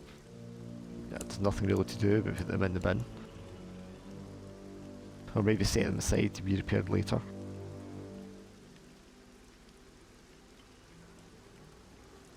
Mildred and Paul, your evenings are uneventful. You get a good sleep, you don't have any nightmares or dreams or anything like that. Mildred, you're probably a little more disturbed. You're having some nightmares about your husband's last moments, the look in his face, which you didn't really see very clearly at the time, but now you can see it. It's just serene calmness, completely unexpected, and then just a flicker of a moment of terror as he realises what's happened to him before he disappears into the darkness, and that millisecond of your memory is being etched into you forever.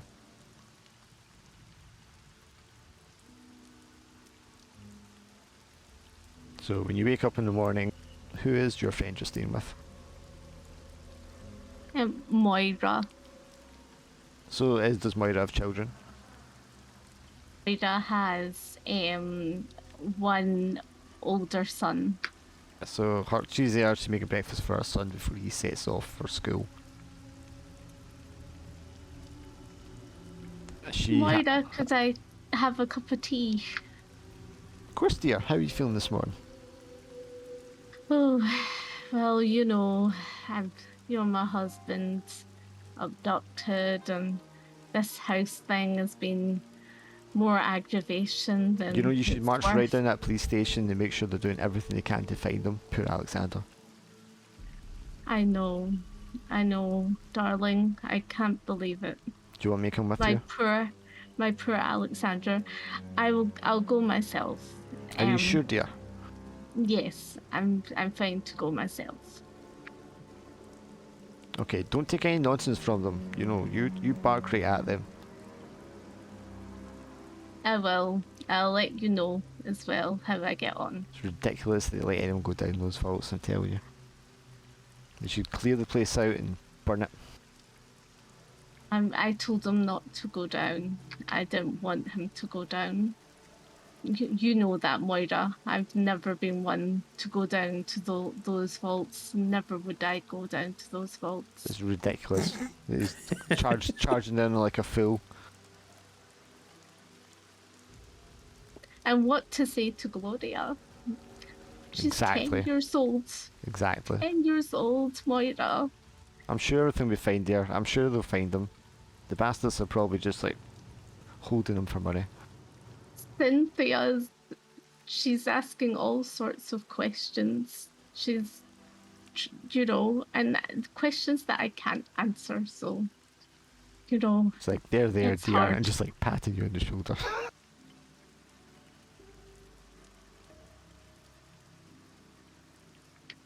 Paul, And your wife serves you breakfast, but kind of like just drops it on the table in front of you. And she gets round to one of the kids and starts cleaning her face.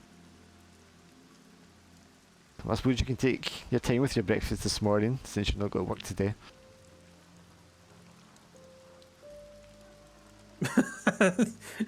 I think I'm trying to think. Paul would probably just be quietly eating and probably talking to one of the kids that's probably wanting to play with him. Yeah, your wee boy is like sitting beside you and just giving you a cheeky grin while you're eating, because he knows you're in trouble.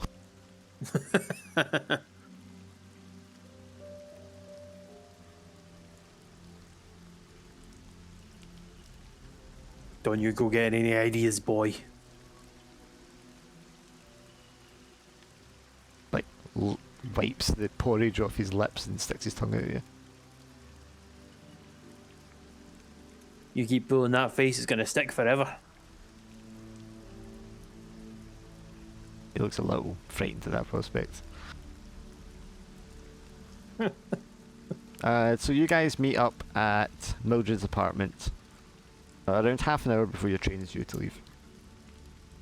The train station is only a 10-minute walk away. how was your night, Finley? Was it comfortable enough?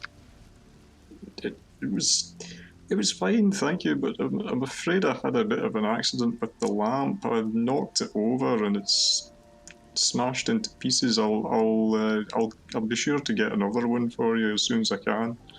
Oh, not to worry about that. These are small things in the big scheme of things.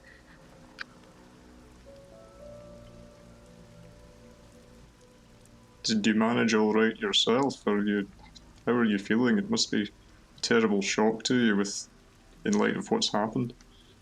I think I'm just still shocked at, not knowing where my husband is, and, I'm questioning whether, I should get, people together and go down to the vaults again. That seems to be on my mind, but let's go from, one thing at a time. And I think this island of rum might, take my mind off the abduction. So let's go forward. Of course, of course. So you get to the train station, 8:30. It's one of those big steam engines. And this is the train that'll take you to Glasgow. The rain does not stop.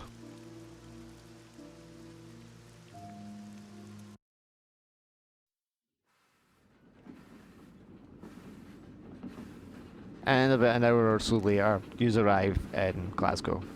You pull into Queen Street Station. But I believe to go up to Fort William you would have to go to Central. So you cross the city centre, busy Monday morning, people going to and fro, there's carriages, there's motor vehicles, there's trams. The city is grey and overcast, it's full of smog and dirt and grime and coal. It's almost like being in an underground factory above ground. Everybody looks quite rough and hard and rugged. The street beggars all have a kind of meaner edge to them.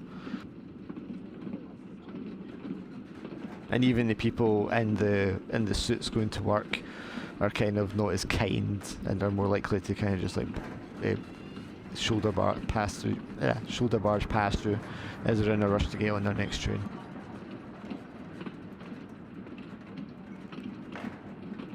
Lovely people.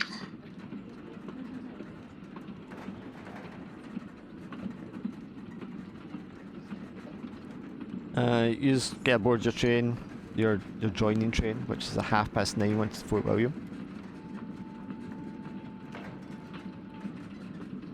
Gotta do the all aboard, pull the whistle. It's reserved seats that you have, so you just get on those in the third carriage. In line on the seat that you are taking up, somebody's left a Glasgow Herald newspaper.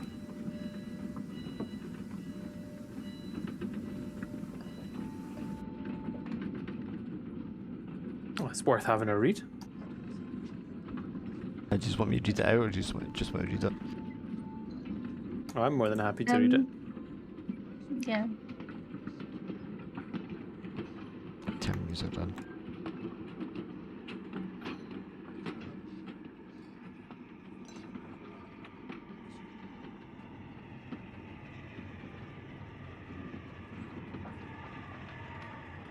Just in regards to, did you write this out, or is this like an asset that you found? Oh no, I wrote this out.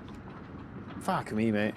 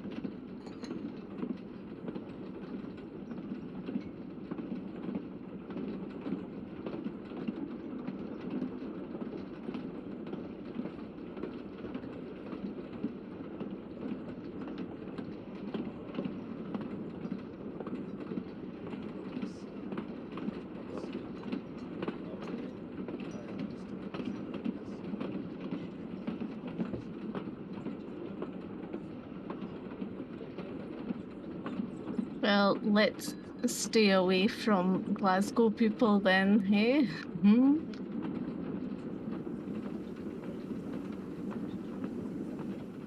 It's a hard place indeed.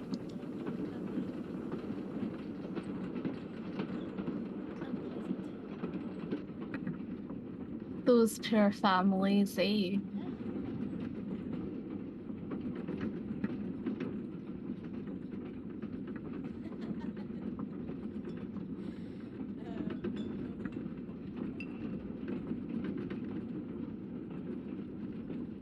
As I said, the train journey is about 5 to 6 hours. You'll definitely be served lunch on the train in the time it takes you to get there. But once you get to Fort William, there's a long stop there before it continues on to the final section, which takes you to Mallaig.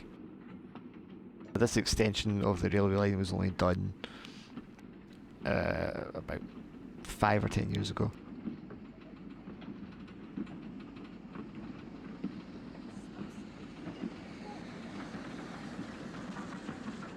Well, this is quite pretty, isn't it? The scenery. It makes a welcome change from the hustle and bustle of the city. This train route was actually voted the most scenic train route in the world, beating the Trans-Siberian in 2017, I think. I think it's because it goes through the Valley of Glencoe as well. Yeah. And I think the road through Glencoe is also voted the most scenic in the world as well. It's the one used for the Harry Potter film when the scene with the train going to the school. Yes, so it's a very beautiful, scenic and calm journey.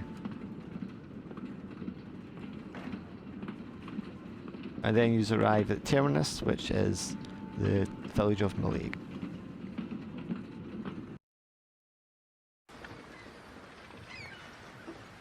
When you arrive in Mallaig, the rain is still raining. The wind is picking up, the clouds are getting dark, the sea is particularly choppy. And you just make your way towards a little harbour at the far end of town, where you're looking for the ferryman to take you across to Rum.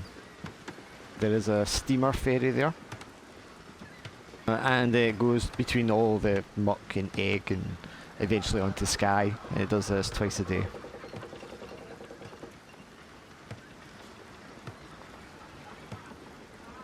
And there's a lot of boats at the harbour, fishermen boats, and most of them have came in now because you're well into the afternoon. There's a very big, burly man with his sleeves rolled up, a pipe in his mouth. Hair all kind of like pulled back and tied. He's got like a navy blue blazer on. And he's standing at the entrance to the steamer ferry.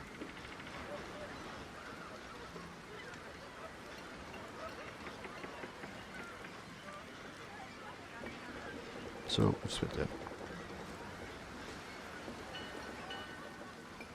Can we try, well, can I try spot hidden to see if there's any sign of our police tail following us still?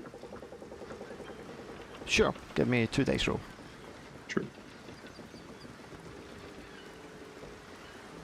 No. There was no one on the train to Glasgow, there was no one on the train to Mallaig, and there's certainly no one who's gotten off the train that's following you. Okay, good, good.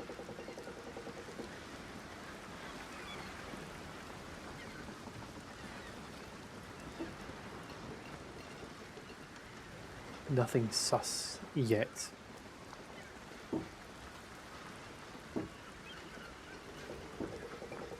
Okay, so do you want to speak to the guy standing at the steamer ferry, or something else you want to do in the village first? Yeah, I think we just speak to the guy at the steamer. Okay, so you walk up to him, and you might expect a big man like this, you know, who's working the sea and looks very worn and outdoorsy, and he's got the hair tied back, to be like this bit, you know, quite hairy chested, hairy arms and that. But you notice straight away that there doesn't seem to be any hairs on his arms, and his sleeves rolled up, and it just strikes you as a little off. So what do you want to say to him?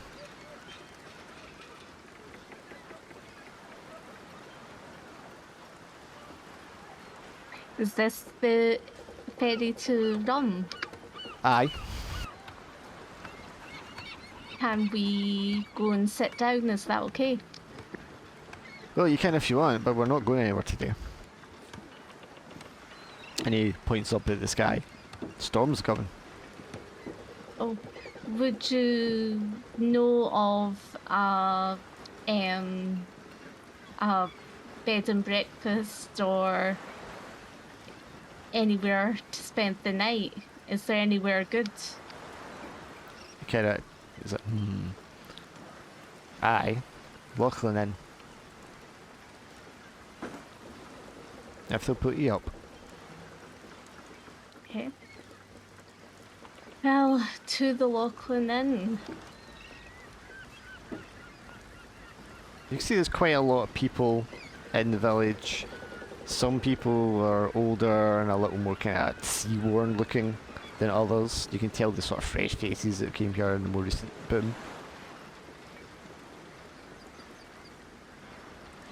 There's the Lachlan Inn, and then beside it there's like a little general store.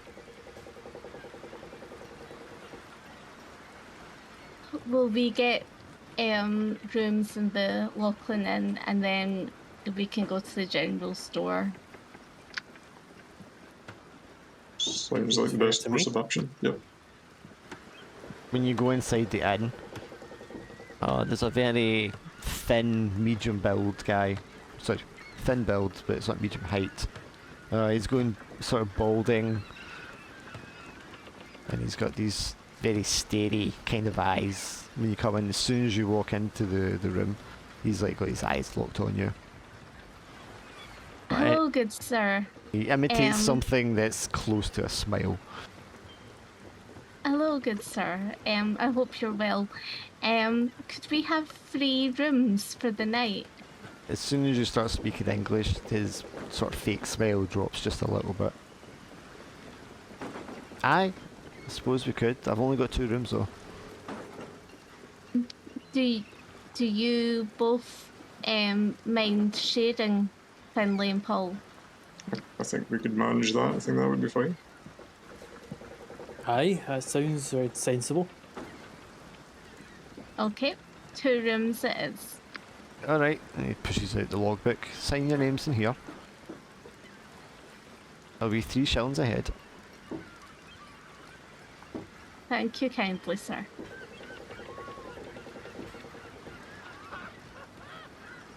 You be staying long? Just for the night. Alright then.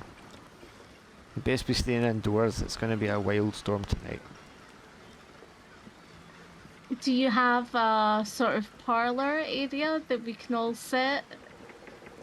He points to like the little tea room sort of behind him. Tea room will be open if you need your supper. Lights out Hungry at guy? 11. Back in a second. Do you want a wee 5-minute break? 'Cause he's making his dinner as well.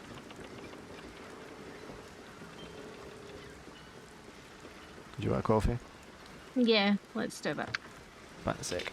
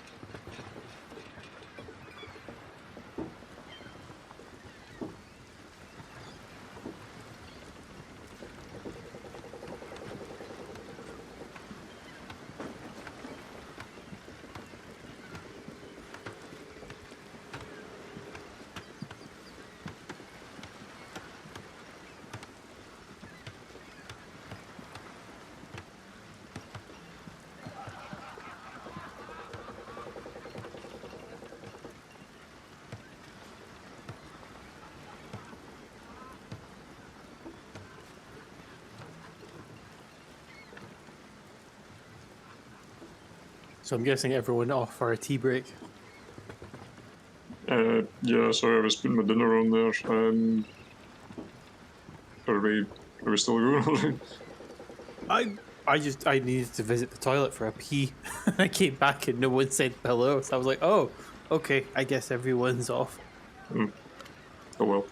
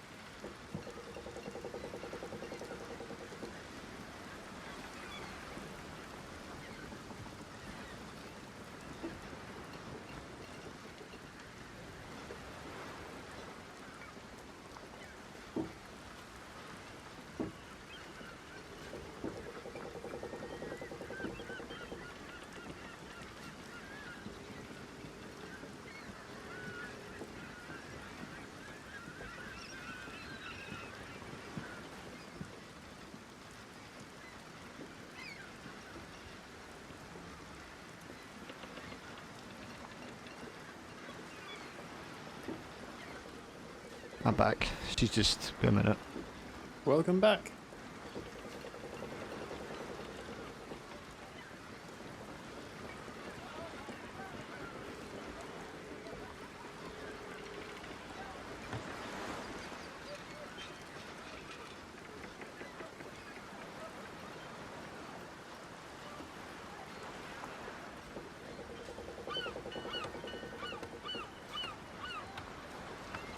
She'll just be a minute. Let's wait for her.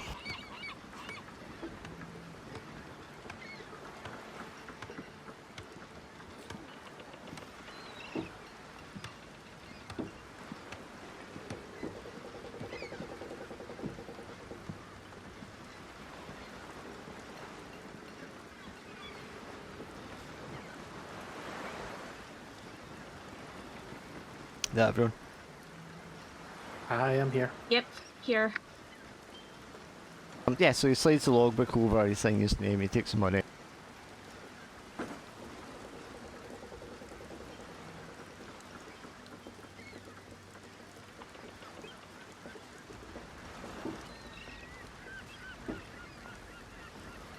Okay.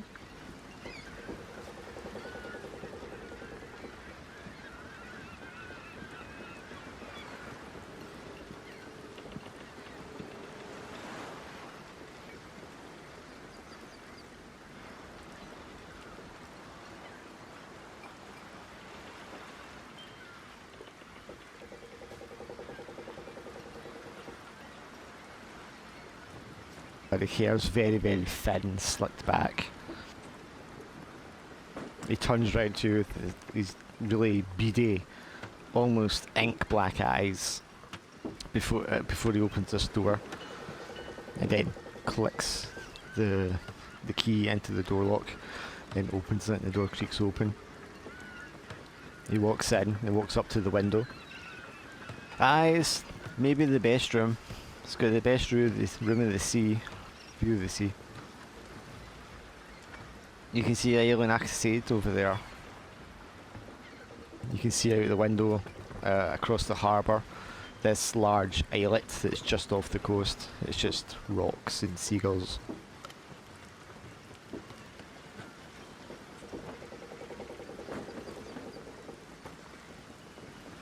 Aye, so make yourselves comfortable.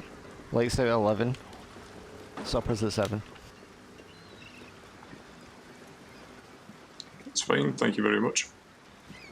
You guys one kind of last Thank you. pause and look out the window before he leaves the room.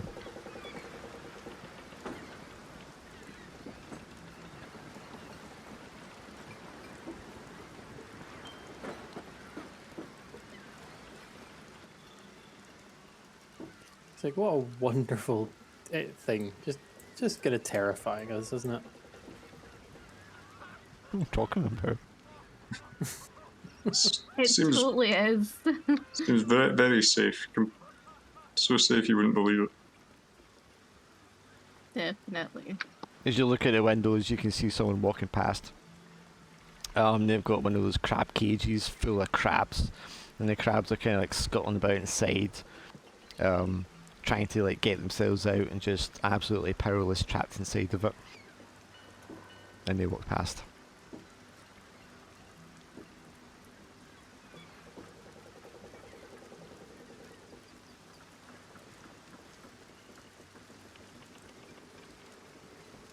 Okay, so now what do we Shall do? we go and get a little cup of tea and a chat to see what we're gonna plan on saying tomorrow? Sounds like a good plan.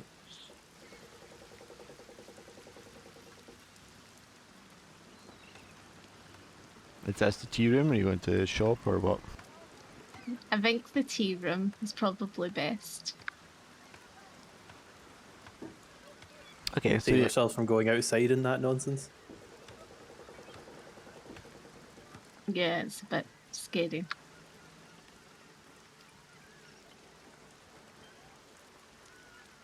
yeah, so you're going to access the tea room. There's a little clinking of teacups and saucers. You hear the wind picking up outside. It's getting a lot darker now already. Weather changes on a dime here.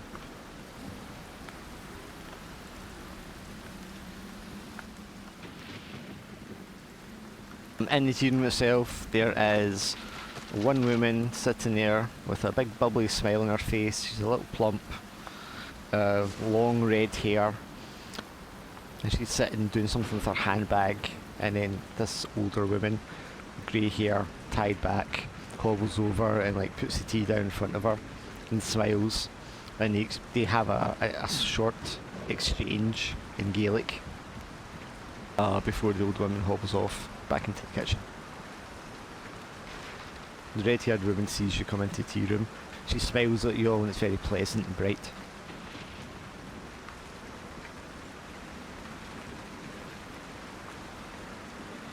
Hello! Are you staying here this evening as well? Just for the night. Oh, wonderful. Please, sit down. My name's Catherine. I work in the shop next door. It's great to meet you. Have you lived here your whole life? Oh, no, I only moved here a couple of years ago with my husband. It's a lovely place.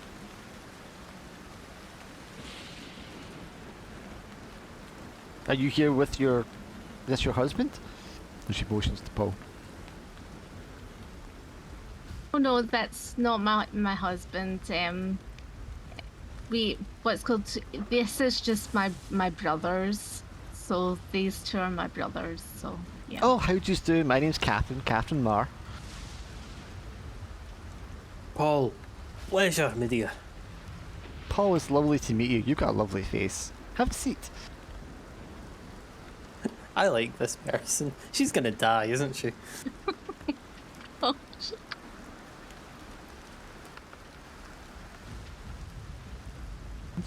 And then you, Finlay, she looks at you and she's like, "Hi." Hello, my name is Finlay. It's nice to meet you. It's lovely to meet you, Finlay. That's a good, strong name.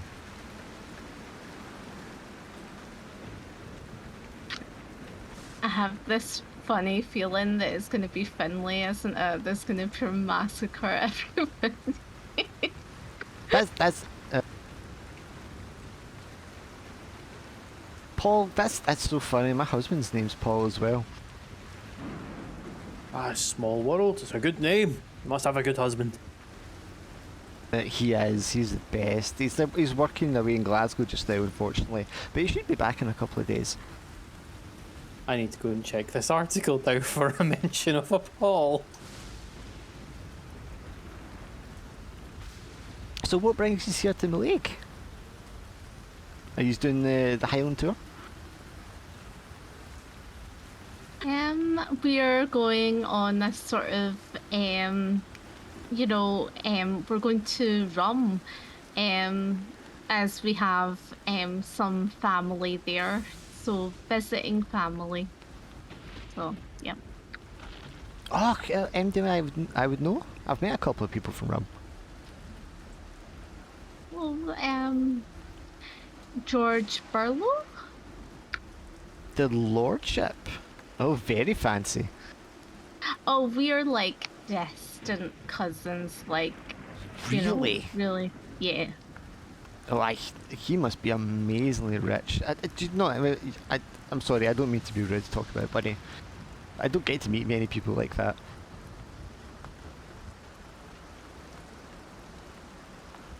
So do you do Well- like safaris? We like safaris. I'm an archaeologist, so Oh my lord, yeah. that must be great. Yes, I enjoy my work. I work at the University of Edinburgh as a professor. Oh, you must be really smart then. I do okay. Yeah. Oh, it's wonderful to meet you here. There's a lot of tourists come by, and there's a lot of really interesting people like yourselves. There's quite a few old timers that've been here, long before I've been here. They're a bit of an odd bunch, but that's kind of what the islanders are like, So you say that does anyone here know George Barlow? I'm sure a lot of the village elders have met him, perhaps. I wouldn't know. I don't think there's anyone of like royalty here. They're all, fishermen and what have you.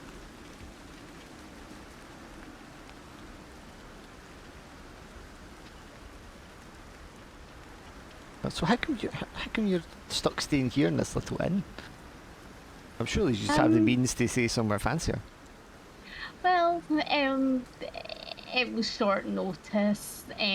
We expected that we would just go over, from the ferry. And we asked the ferryman, and he said this was a very nice bed and breakfast to be in, and it was only for the night. So we thought, yeah, this sounds good. So. Yeah. Oh yeah, the storm, I suppose. It's very temperamental, the weather here, and they can't be sailing when it's rough,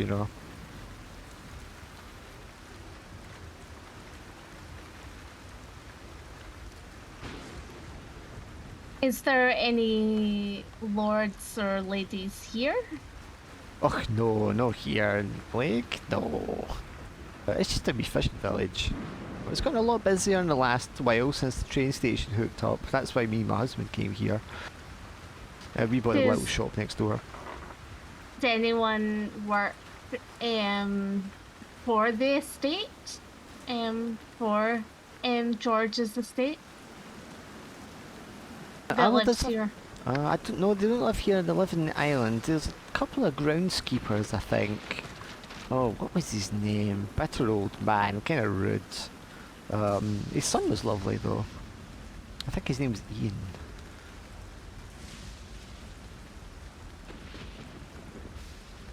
Yeah, but there's lots of staff and that work for the lordship. And there's a little village in the south side. It's really nice, very pleasant. Lovely wildlife there. Although there's lovely wildlife all up and down the coast. My, it's rough outside, isn't it? Eddie. As you're How looking long at, do the storms normally last? well, usually here it can be a couple hours and be a couple of days,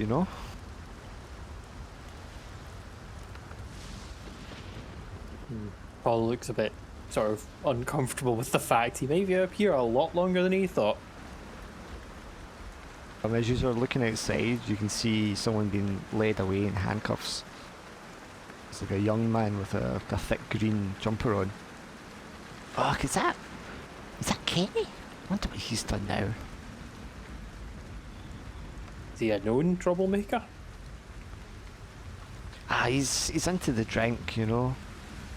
He's carried away sometimes, but handcuffs, that's a bit extreme. Do you have a local parish here? Well, there used to be a wee church, a wee kirk, but I think I think it closed down or they moved just before I moved here. Not Why sure. was that? I'm imagining the numbers were just low. It's a bit strange when there's more people moving in, you know. But I guess they just felt they didn't need it anymore. Did you ever go into the church? I've seen the building, yes. It's up there on the hill. Did you go inside? Yes, I've seen the inside, yeah. What does it look like inside? Oh, it's just a wee stone kirk, you know. It's all painted white inside. It's got a little mahogany pews. Altar. Very, very, very conservative Protestant, you know. Do they have a service? Oh, no, it's closed, you said, so they don't have a service. Yeah, there's no pastor. I think you'd have to go down the coast, maybe as far as Arisaig to have a service. I'm not very religious myself, though. Do you know if who the church belonged to? I couldn't tell you. I mean, you could ask. I don't know. They're a little funny when you don't speak Gaelic here. And they don't really consider you one of them if you know. Okay, what I mean, like.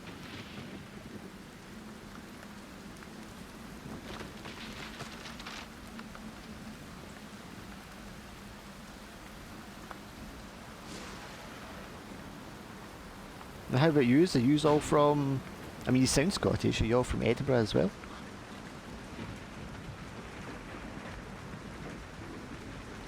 Aye, a wee place out Dalkeith. The outskirts of Edinburgh is where I'm from. Oh, I know Dalkeith, aye.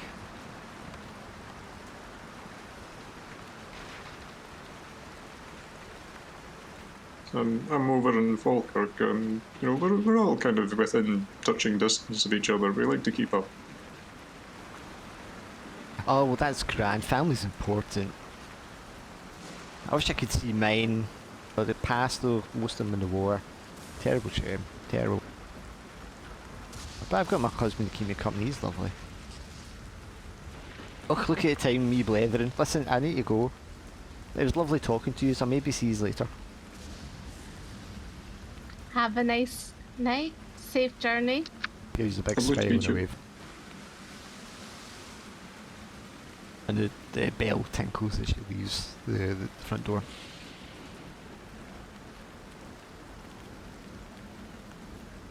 I'm a bit curious about this church that's closed.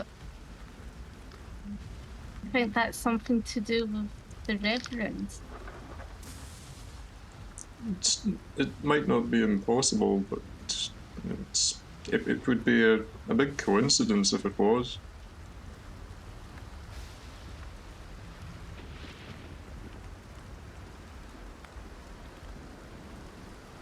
Just feeling a bit curious about it, but you know, why did it close down and so many people?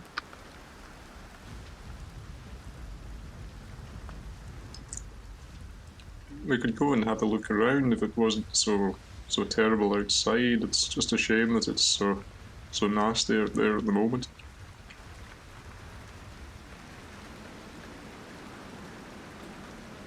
At least it only got bad when we got in. It's quite a coincidence, that. At the end of your sentence is punctuated by a loud crack of thunder.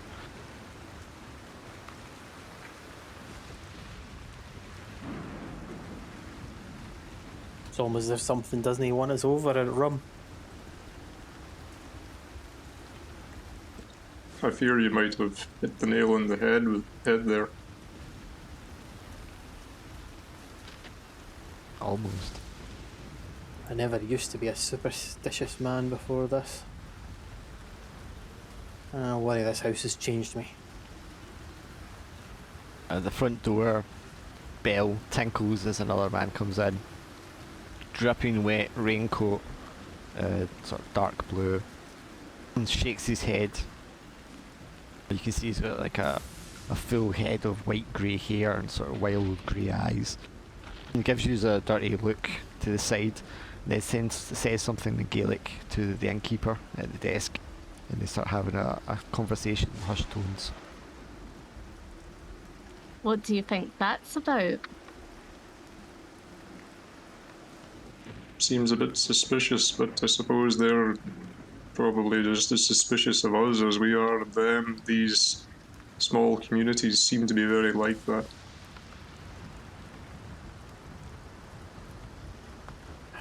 We're an unknown, we're strangers to them. I mean, wouldn't you be worried if some great three louting peeps like ourselves just appeared out of nowhere? Especially in a storm. I've heard fishermen quite superstitious lot.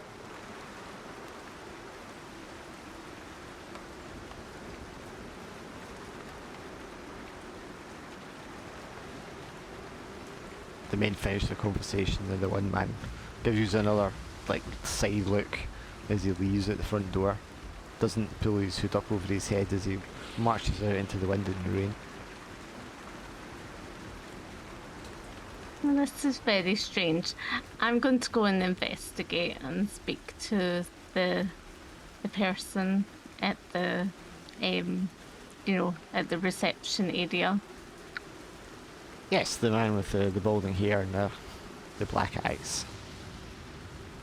So he's there and he's putting the logbook on the underside of the desk as you come out. Everything okay with your room, miss? Yes, it's a nice room. Thanks very much. Do you know a lot about like the history of this island? The woman that runs the general store, she was saying like the church hasn't been open in years, and where do people go to pray and go to to church? Well, the Lord doesn't need churches, miss. People are free to worship whatever they want in their own homes. Do people have religion here, or? I don't think people's religion here is much of your business, miss, to be honest. I was just asking. I'm just being, being friendly. I'm sure you are. But no, I don't care what people are doing in the privacy of the Rainhames.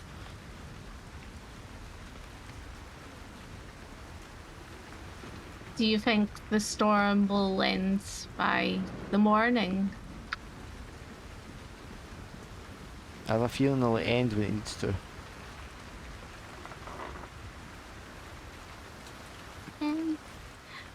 Quick question.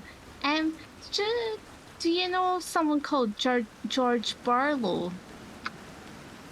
Barlow? You mean below? Barlow? Yeah. Aye, the leadership the rum. Yeah. What about?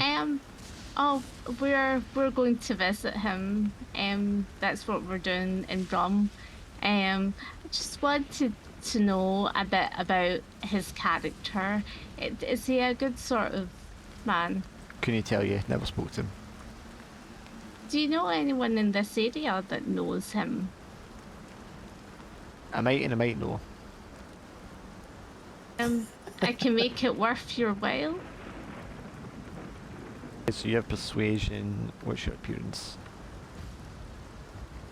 Appearance is small, but not unattractive. It's not Okay, attractive so- and not unattractive. Yeah, so as in one just dice. normal.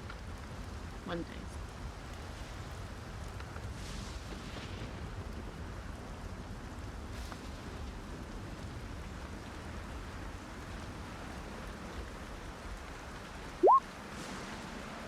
It kind of, you feel like if he would almost like spit in your direction if you could, with the kind of, as you say that, it's just like your type thinking you come up here and throw your money around like that. Can I do a spot hidden to see if Sure. there's anything? 2 dice.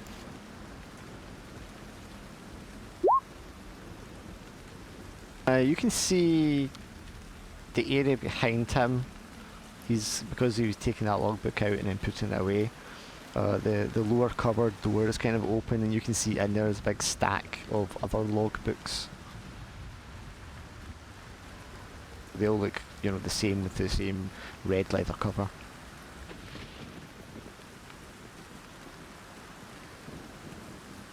He's so affronted by your insult that he excuses himself and disappears into the kitchen.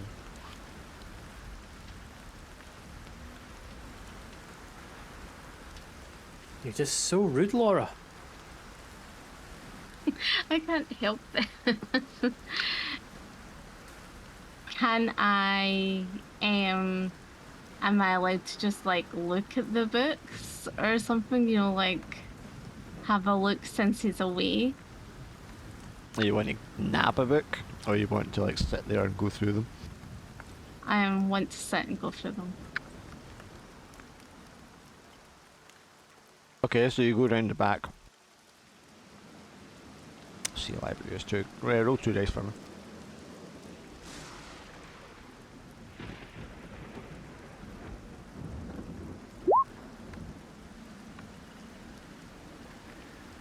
You go round the desk, crouch down, open the door a bit further, and start to lift out one of the logbooks and thumb your way through it. Not quite sure what you're looking for. They're all records of who stayed here at the inn. You're halfway through it when you look up, and the man is standing over you with a look of absolute rage in his face.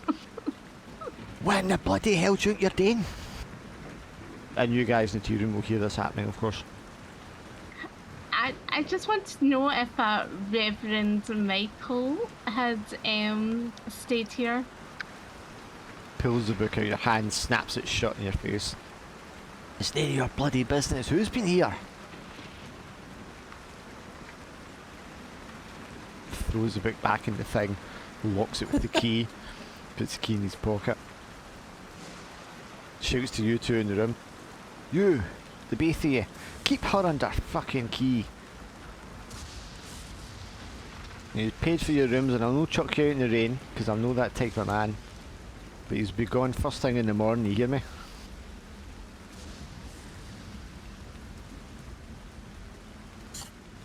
Mildred, what did you do? There's something strange. I think there's something strange that's happening. I think they're connected with the Reverend. The sooner we can get away from this place, the better. It's really starting to get to me. They don't believe in Christianity. They have their own religion. I just don't know what religion that is.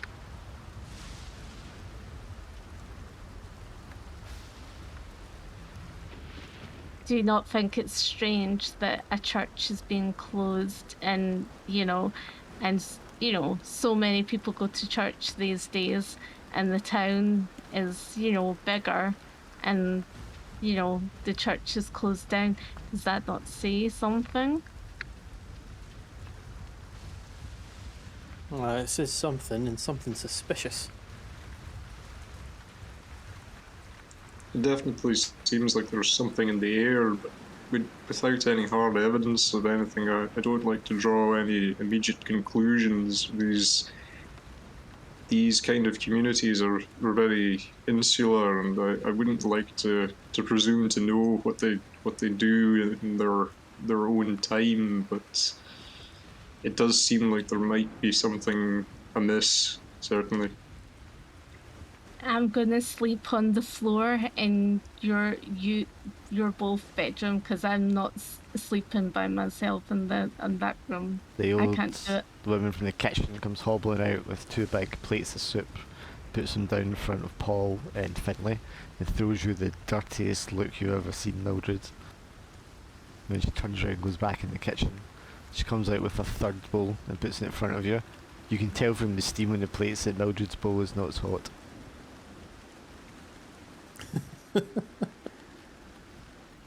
Okay. Cold soup. Nice.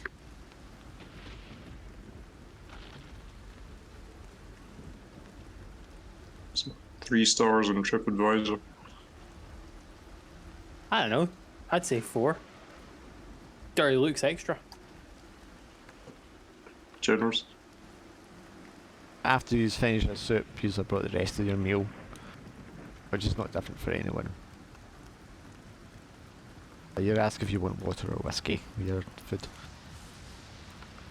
I'm going for water. And Paul is definitely going for whiskey. I think I'll take the water as well. So you eat your meal, it's very nice, the biscuits are good quality, nice blend. But it gets very dark outside very quickly. I mean, we're still in like early March. The storm is relentless. If anything, it's getting worse. The wind really picks up. You can hear things getting blown about outside. You can see down at the harbour they've like tied things down so they don't get blown away, and some of the fishing boats have been pulled like right up into the harbour so they don't get jostled too much by the large waves that are now sloshing around. A spray is starting to kick up around all the rocks on the coast.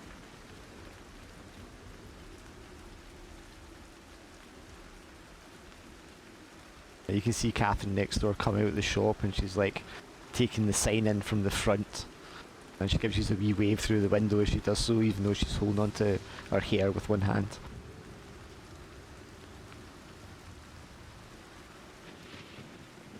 Do you think she's all that she seems?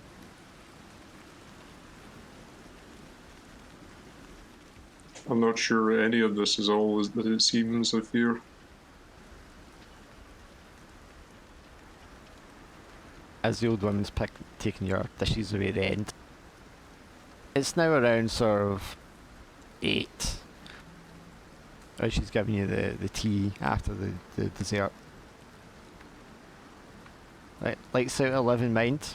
Don't go wandering too much. And she glowers at you again, Mildred. That woman doesn't like me. I've been had. If you have any trouble at night, just give Kenny a shout.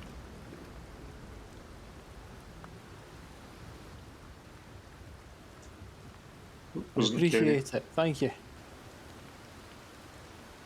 Sorry, family. I was just going to comment quietly that was Kenny not the one we saw being taken away in handcuffs? Yeah, I think you're right.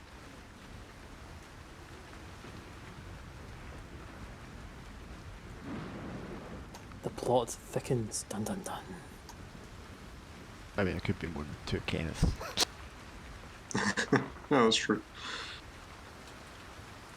Oh, more than one, sorry. Yeah, But so I think it gets us thinking, doesn't it? So you have a couple Yeah. hours until lights out. Is there anything you just want to do in the village?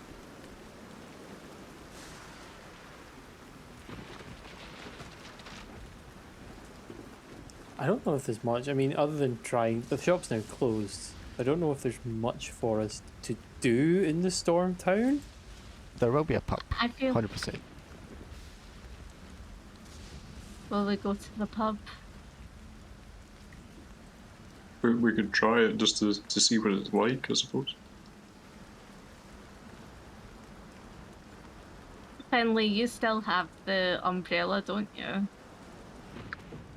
I think did Paul have it laterally? Oh, Paul, you have it, so yeah. He sort of picks up the umbrella from beside the sea and offers it.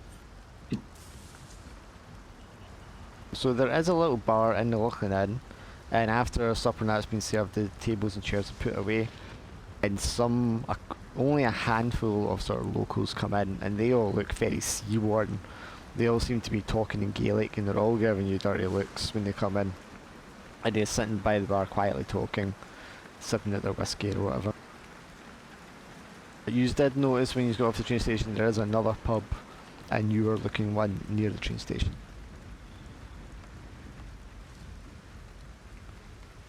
Will we try the one at the train station? I feel we're unwelcome here. Yeah, might be worth a shot.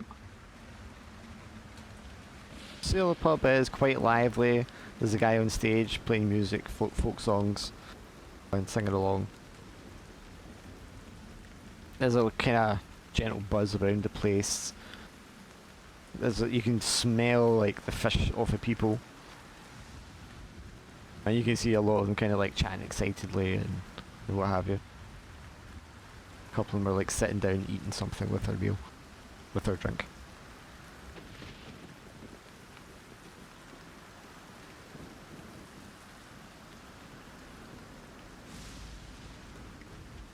What sort of is it just fishermen, and what sort of clientele is there? I mean, there's some older folk there, but they don't look as like worn looking as the other place. Everybody here seems to be speaking English. Mostly kind of like fishermen types and their families, their wives, because you can smell it off them. Because everybody working here is going to be related to that industry, pretty much. But yeah, you get the feeling this is more people who have moved here more recently.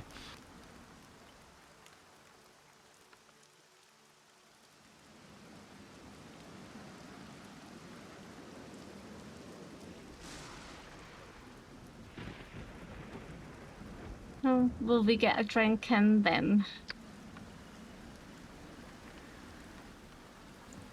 Probably the best thing for it, yeah. Can we have 3 hot toddies, please? Hot toddies. What's a hot Is that toddy? not what they're called?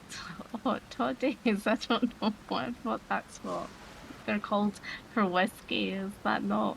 I don't know. Anymore, am I just... No, you're Someone right. just You're like, right. yeah. I just don't know what it is. Okay. A lemon, honey, whiskey, and cinnamon. They can offer it, but they don't have cinnamon. Yeah, that's fine. Lemon, honey, whiskey.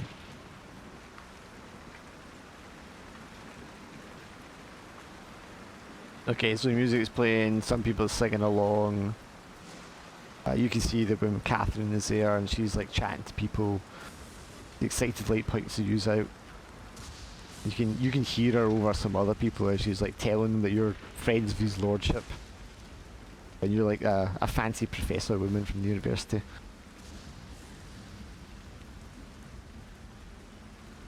Sounds like loose talk travels fast around here. Yeah, I was gonna say as well, is there anyone that looks suspicious? Like what would make someone look Just- suspicious? As in just like from the crowds, is there anyone that's just like giving us daggers or anything? Just like, is there anyone that looks out of place? There's no. It seems quite friendly. Some people come up and try to talk to you. You know, ask you if they're here, you know, he's on holiday and such.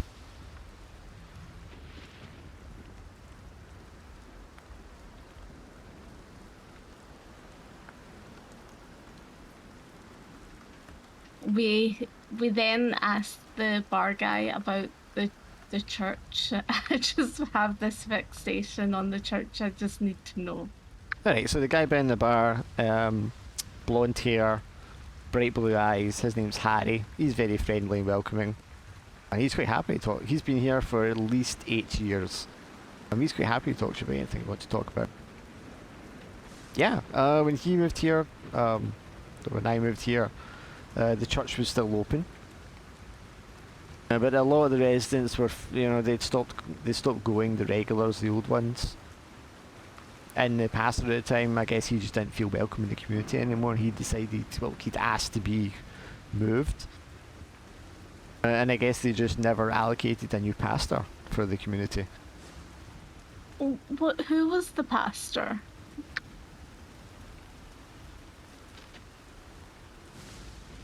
Father Donaldson,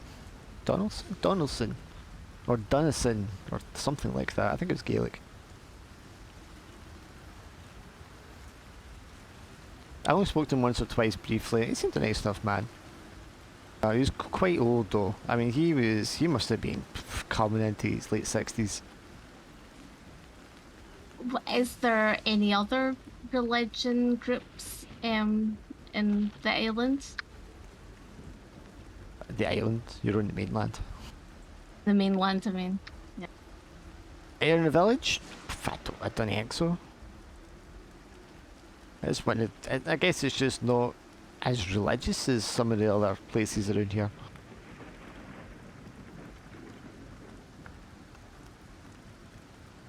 It's quite surprising for a fishing town. You'd think that, you know, the superstition among these communities, they would be very much people of faith. Oh, aye, well, they're a superstitious lot, that's for sure. That little islet out there on the rocks, like, they won't have you going anywhere near that. Apparently, like, some wee boy, like, falling his death on the rocks there, and they're very superstitious about going over there. As well, there's a lot of caves either way along the coast there. You wouldn't think so because there's no cliffs, but you know, there's a lot of small sort of gaps carved into them for the water, like. And they will only have you going near any of them either. I'm saying it's too dangerous.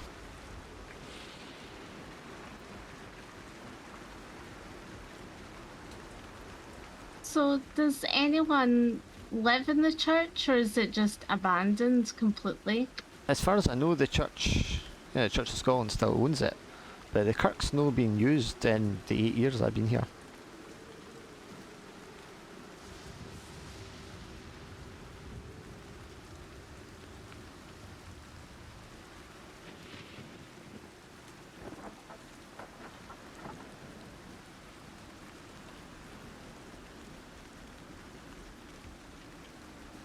There's everyone deep in thought.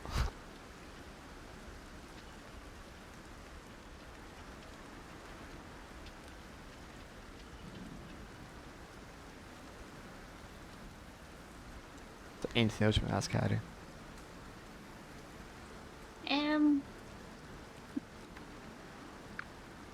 So, do you know someone called George Burlow? The lairdship, the island rum. Yes. I didn't care him, no. I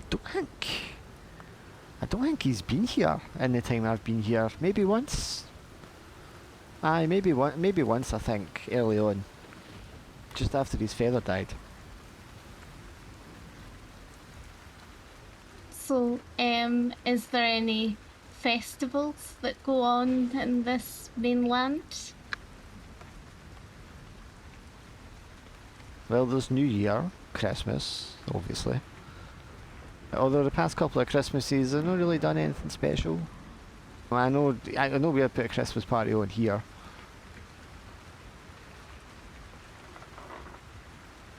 And in May they'll do a wee thing for the spring solstice. Not May, April.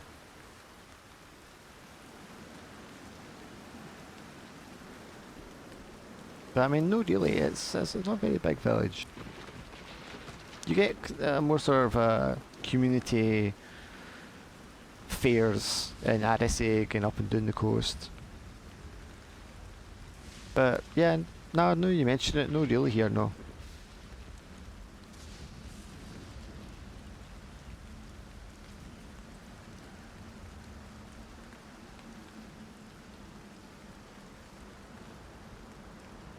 Does anyone else have questions for him? Nothing comes to mind, I'm afraid. Yeah, I'm struggling to think of anything as well. Okay, so the rest of the evening is kind of uneventful. When it gets to closing time, about 10:30ish, everyone's winding down, they pack up the music, everyone's saying their goodbyes. Catherine comes over to you and she says it was lovely meeting you, and you can tell she's had a few drinks in her. No, it's lovely meeting you, Catherine.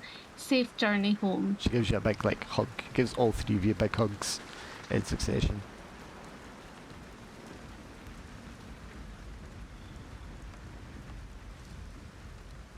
says you must come back when our husband's here, so you can all go out for dinner together. Will do. And Really then- curious. Yeah, and then you are sort of left there to go back to the inn yourselves. But when you go back into the inn there, it's quiet and hushed, but you feel like that just happened when you kind of walked in. There is a sort of undertone of excitement going on. You can tell because they're kind of jovially like slapping each other on the back and things like that as they're leaving. There's a lot of aggressive shaking hands and whatnot as they're leaving. And they sort of do their best to ignore you.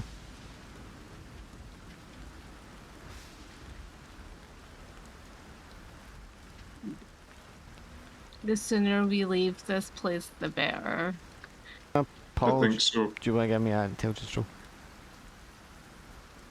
For Paul. Yes. You have 2 dice, worst one. Will do.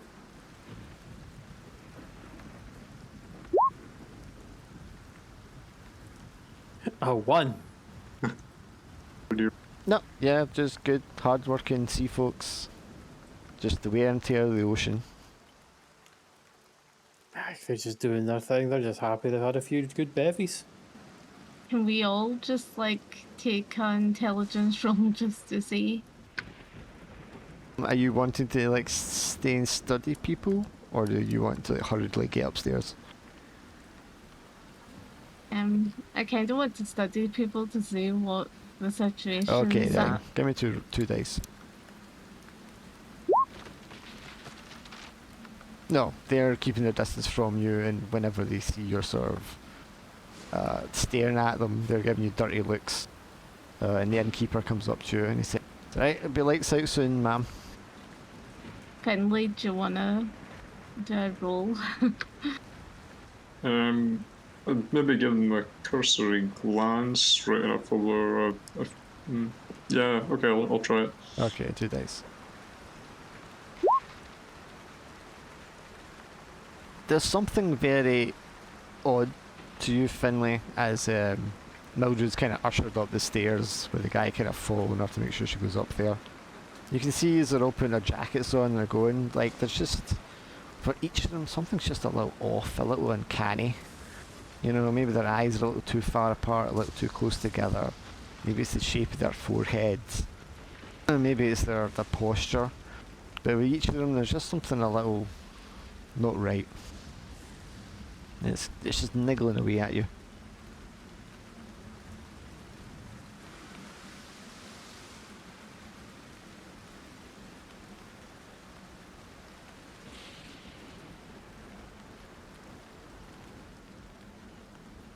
I think perhaps we should try and sleep in shifts tonight.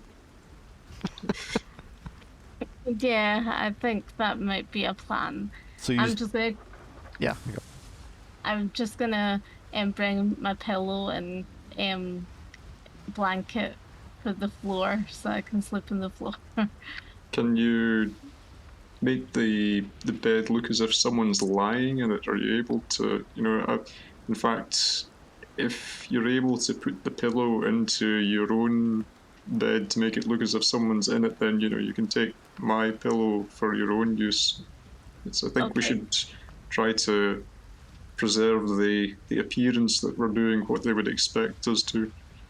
Yeah, let's do that then. Who wants to take the first shift? Finley, do you want to take the first shift then? All right, I'll stay awake for the first several hours, and then we can change places. Wake me up when what's called after your shift, and I'll do the next one. So leave Paul for the final shift. Yeah. So up to about midnight, the wind just gets worse and worse. The rain's getting heavier outside. The thunder and the lightning is right above you. The storm is definitely centred right over this village. And several times, Finley, you think the window's just going to burst in from the cracks of thunder. It's so like apparent, as if it's right there in the room with you. The shadows from the lightning are constantly kind of setting you a little on edge. And you can see outside people that are just kind of scurrying home. And then the streets are quiet. You can see in the ocean, the sea is just like a sea of black ink, sucking in any light from the sky.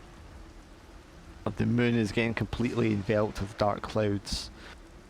But somehow the illumination of maybe some of the candle lights from the houses or the lightning itself that strikes down just gives the outline of that little islet across the harbour. And you can see the spray of the water just like going out up in a giant fountain every so often as the waves crash into it. About just after 11 o'clock, there's like a soft click as somebody locks the door from the outside.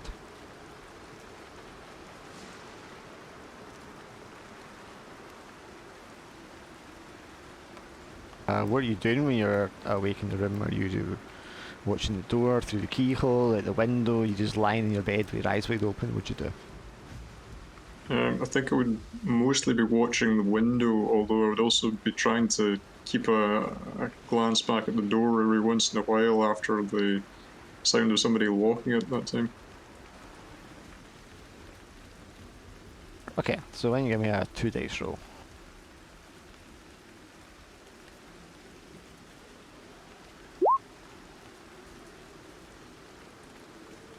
Yeah, it's like between 1 and 2 in the morning. You're not really paying too much attention to the time. And you can see shadowy figures emerging. You're not sure where they came from. You didn't see anyone on the streets, but just around the edge of the coastline, every time there's a lightning flash, you can see the figures outline. And they are standing on the rocks at the very edge of the shore. And then with the next flash, they're gone. And you can just see sort of dark balls in the water between the columns of spray. And with another couple of flashes afterwards, you can see the figures standing in a circle on the islet out of the harbour. Obviously they must be absolutely drenched swimming there and then covered with the rain and the waves crashing into them.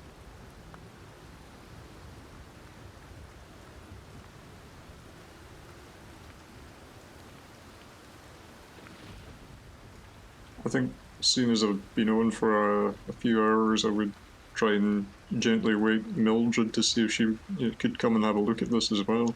As you lean down and touch Mildred's shoulder to shake her, there's like a crashing sound, like distantly, maybe in one of the rooms, and you're not sure because of the thunder and the noise outside.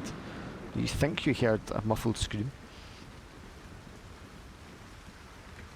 Yeah, I would definitely try harder to wake up Mildred at this point. Finley? Oh, God. Is it my turn to take shift? Mildred, I think you'd better come and have a look at this. There seems to be something going on outside the window, and I think I might have heard a shout or some kind of noise in one of the other rooms as well. I don't know whether maybe we should wake Paul too, just to be on the safe side. So what do I see when I look at the window? You strain your eyes in the direction where he's pointing the islet. The lightning's not as... it's not happening constantly now, but there is just an odd flash. And you can kind of see what he's talking about, like the shadow of figures out there on that little island. Yeah, I think we need to wake up Paul. Paul. Where's Agnes? Agnes, it's too early in the morning. Calm yourself, Agnes. Perfect. It's not Agnes. It's Agnes, Mildred. what have I told you about that role playing? Finley, you're gonna have to wake him up. Paul, this is important. Please wake up. You're no Agnes. Sorry to disappoint you. Oh, what's happening? This is far too early for my turn. There's something strange seems to be going on outside, and I think I might have heard a noise from within the inn as well, like a crash or maybe a scream or a shout even. I think there's something is definitely amiss. But you'd be as well to have a look for yourself out the window. There's something going on over out there by the islet. So, like, Paul will grab his glasses off of the table and put them on and have a nosy outside and try to see whatever he can see in the pitch blackness. I mean, you guess there might be shadows out there on the rocks, or it might just be some rocks against the light. I mean, are you sure you heard something? I mean, you sure you might not have dozed off and dreamt it?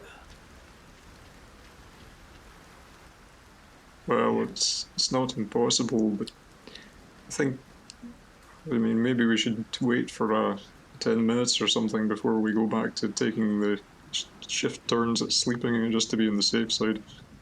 Well, you've got me up anyway. I better use the outhouse anyway.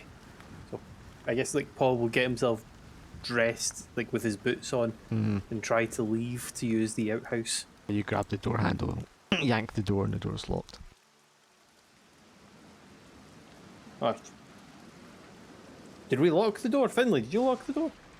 I didn't. I heard a click in the lock just after around about 11 o'clock. I thought maybe it was just the innkeeper, maybe this is just what they do here, but it does seem a bit strange. So Paul will have a look around to see if there is a bucket, with air coats and stuff, and guessing he doesn't find one and tries the door a wee bit more forcefully. Do we hear any? Do we hear any noises from the next storeroom that I'm supposed to be in? You do not hear any noises from that door or that room. When you're trying the door, it's not a heavy set door.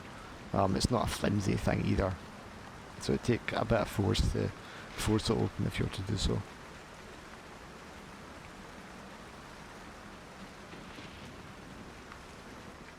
Is there a chamber pot that Paul could use? Yeah, there'll be a chamber pot Usually under in the bed. the cupboard, isn't it? Under the bed.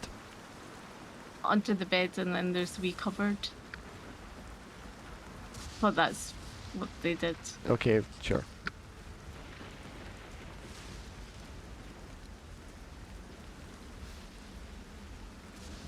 So, sorry, is Paul going to relieve himself in the room with two other people? No, it was just one of those things that if he was awake, he was just going to try kind of thing. Yeah, there'll be a chamber pot, yeah. These village folk have a weird custom locking their people in. What if there's a fire? It's all very Yeah. strange. I don't think any of us are going to get any sleep tonight. There's another sound, and it's definitely the sound of something being like kicked over and crashing on the ground. It sounds as if it's coming from downstairs.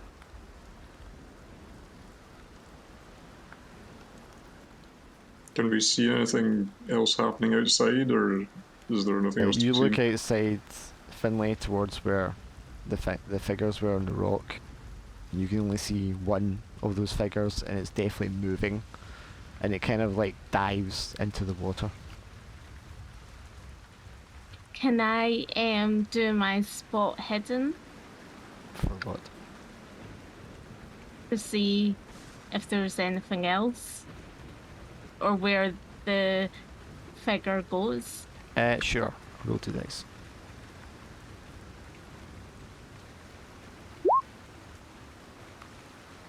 You can see the direction they're going is off to the west of the shoreline.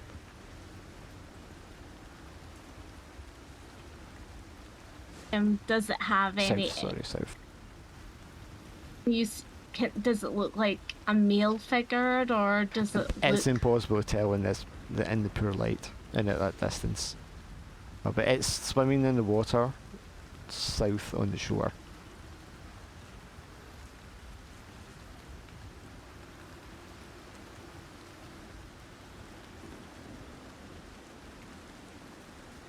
So what would you like to do? I'm no for a fan of this. There's something happening downstairs, and we're locked in. There's the jingle of the front doorbell, but you don't have a window facing that direction. I wonder who could be, out in this weather and at the front door at this time of night.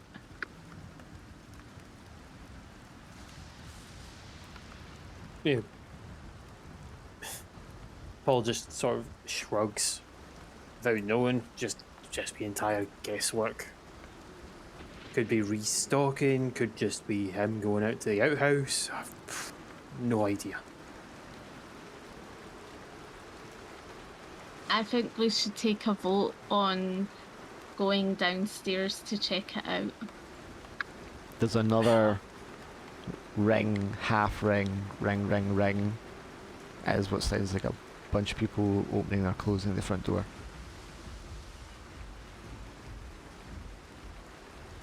Well, if the door's locked, we're not leaving here without making a racket.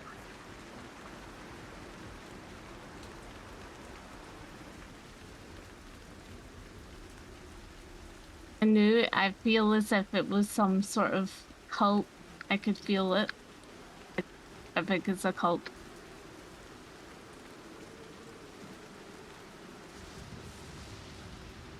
As you're saying that, Mildred, you're looking down, and there's something etched into the floor just poking out from beneath the rug that's been placed over it. Oh, what is that? Finley, Paul, look over. Look. Can we start to move the rug away? Yes, you can pull the rug back. Sorry, I'm just trying to find this.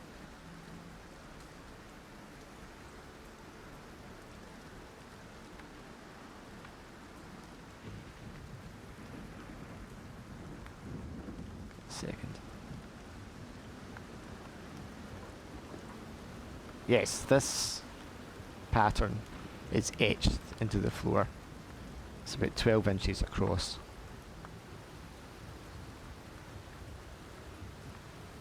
Does Looks like- anyone recognize that pattern? Looks like a bunch of nails.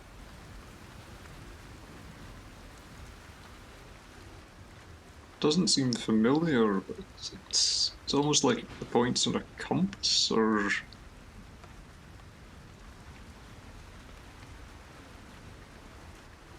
I feel like it's a bad omen. You can hear a slight creak on the stairs. That definitely was a creek, wasn't it? Mhm.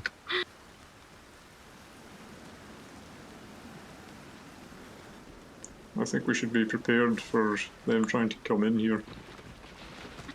Do we have anything? Like, let's look to see if there's anything in the room that we can use. There's a chamber pot, there's a vase full of water, there's the two beds and the bedclothes on them, and the drapes for the window. See the bed, is it got like wood? Is it made of wood? Yes, they're wooden single beds. Okay, so we can take maybe one of the planks off the bed. I mean, we would have some of our gear. I mean, we were planning on going hunting as well, so chances are, I imagine we probably took a firearm with us. So you have your shotgun with you? Yeah, Okay. like if we were going hunting.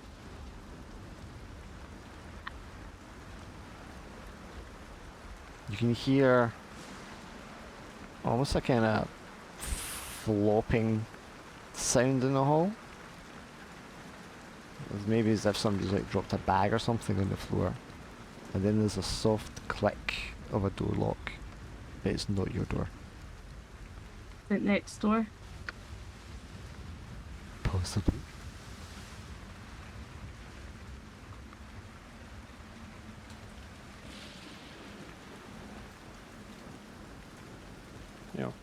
I think Paul will take the time to get properly dressed.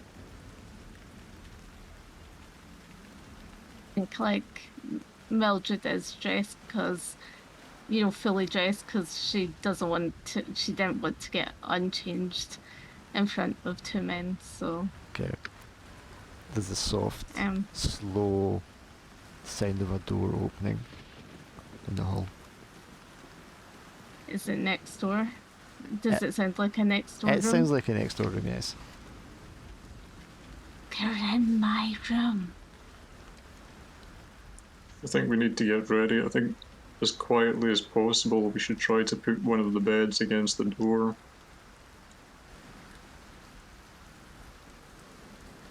Yeah, let's do that. So, Finley and I softly carry the bed to the door. You and Finlay. Can you each roll 1 dice? Paul could help. He is very strong. Okay, if Paul's helping, you can roll 2 dice, Finlay. Okay, that's good. Yes, Mildred puts her hand on the side of the bed and moves as if she's going to lift it, and clearly she's just not physically able. Paul, you lean over with your big burly figure, easily lift it up, and Finlay gets to the other side, and you just quietly place it in front of the door.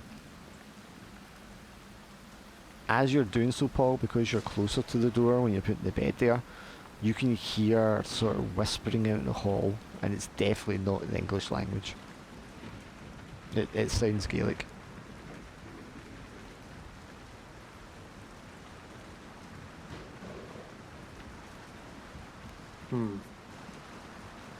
So Paul will probably get his shotgun. I imagine it's probably one of those over-under ones.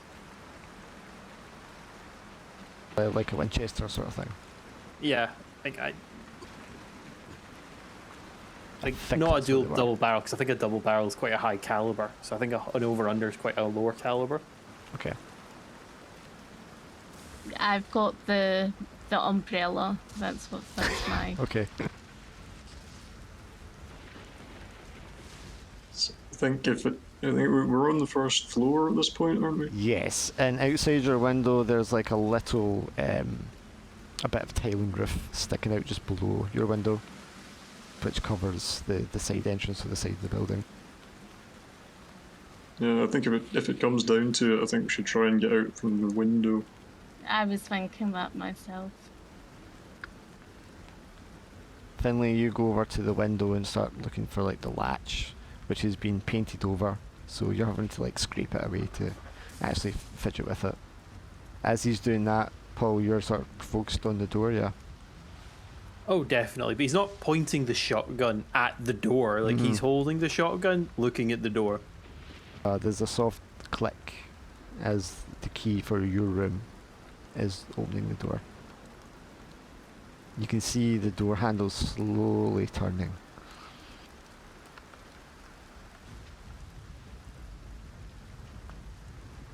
Finlay, you managed to fidget with the latch and flick it open. The latch, not the window. There's those two hoops you can put your fingers in to pull the window open at the bottom. Okay, I will sort of start the window. Well, I'll check to see how easy it is to budge the window. I'll not try to pull it all the way up, but just to see if there's a bit of give in it.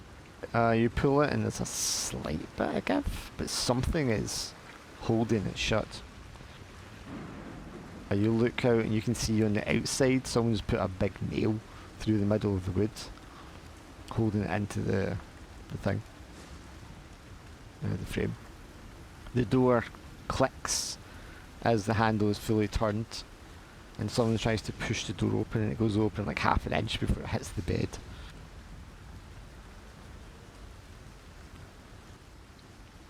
I think we need to go. I'm gonna try and smash the window open using the chamber pot. Which you can easily do. You just smash the window. It's just a single pane. You rattle it around the edges to get the glass.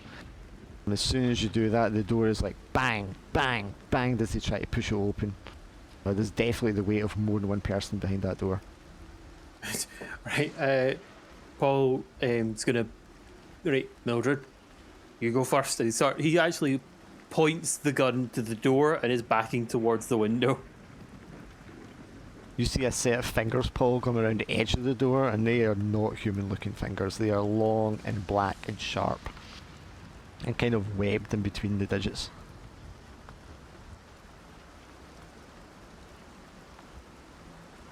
So, you know, Paul can't help but he's like blinking and he sort of like rubs. He takes his hand off of like the.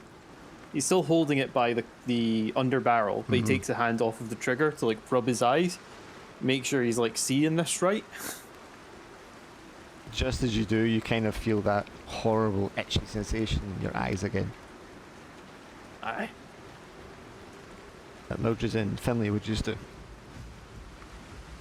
think I would be trying to usher Mildred to get out of the window first, you know, like offering to try and give her a hand if need be.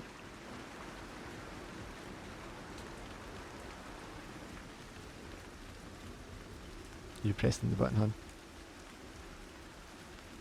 I can hear you talking in the other room, but I can't hear your mic. Oh, I'm nearly out of the window. I'm just getting out, and I'm just like trying to persuade the other two to get out as well, just to Okay. like usher out. Can you roll one dice for me, Mildred?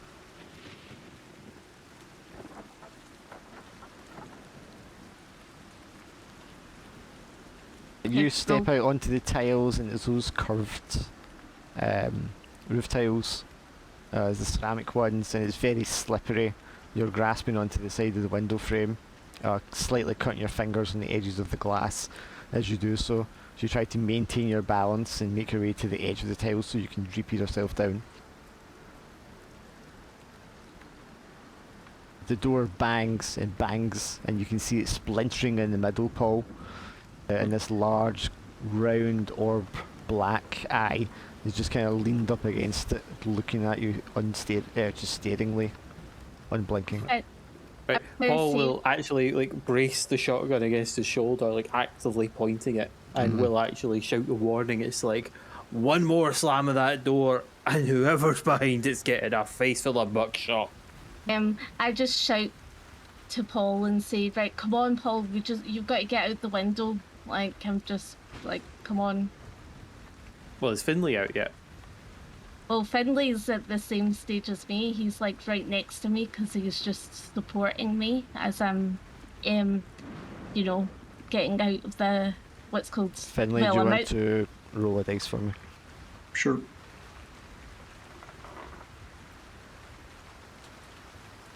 You also managed to get yourself out of the window, the same as Mildred, just carefully trying not to slide and slip down of it.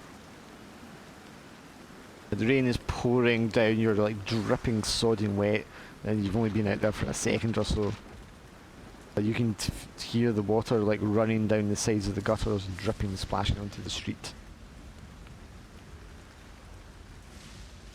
Paul, like several pairs of those strange hands go through the splintered hole in the door and start to like pull and tear it out. And Paul runs. Let Paul talk. Paul just points this, fair warning, and fires off one of the barrels right at where the hole is. There's a massive bang, deafening sound in the room. Your ears are left with tinnitus ringing. It's this big it's a series of because it's like a buckshot kind of one, isn't it? Yeah, I'm imagining small bore buckshot. It's more kind of like for killing like rabbits and stuff. It's not so really. The hole is like widened with the blast and little small pepperings of it around the edges, and there's a shrill, gurgling cry of pain coming from the other side of the door. In response, Right.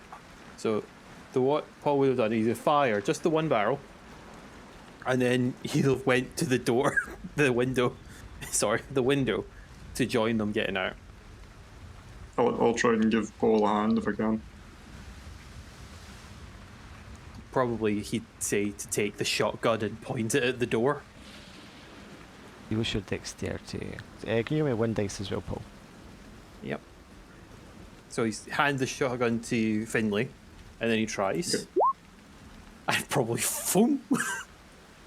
Paul, not so nimble, not so graceful, and steps out the window, and immediately the tiles kind of give way under your weight and slip away from you. You fall, hit your chin, slide off the roof, and thunk onto the ground below, take a pain.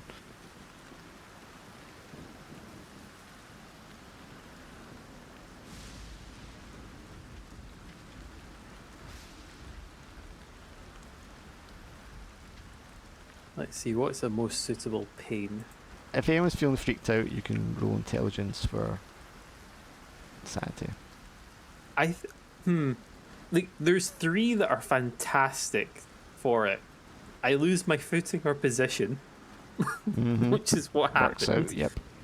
I lose my grip on whatever I'm holding, which would have been the window. Or I'm pretty banged up and I take disadvantage. I'm going to roll a d3 and decide which one of those it is.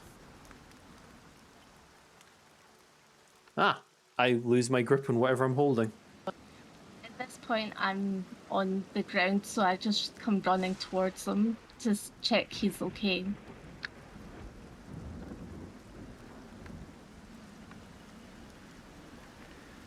Probably Yep, pretty I'll- banged up. Paul, are you okay? Nothing worse than having a few rocks fall on your head. I'll be okay.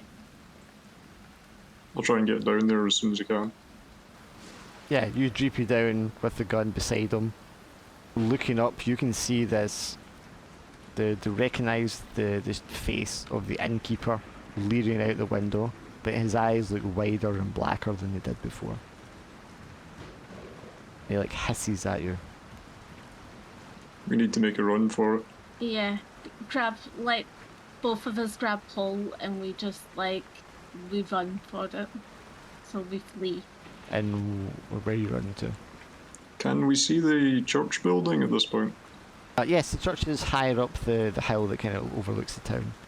I think we should probably try and make for that. That seems like it might be a reasonable bet. Yeah. I think that's probably best.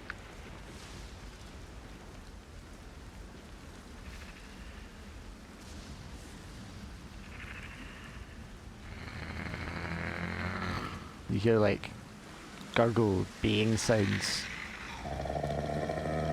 all around the village side, all around the coastline. As if they're yelling across the wind to each other as you struggle up the muddy, steep slope of the hill towards the kirk. Lightning flashes illuminating the shape of its crumbling edifice in front of you. The wind howls around you, screeching and howling.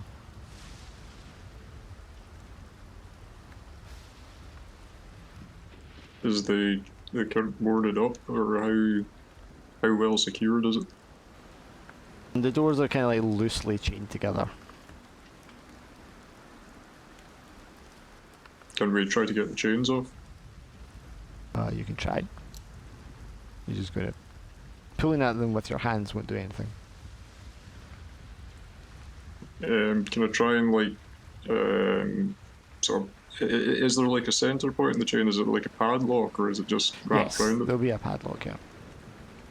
I'd like to try and not shoot it, but smack the padlock with the butt of the shotgun.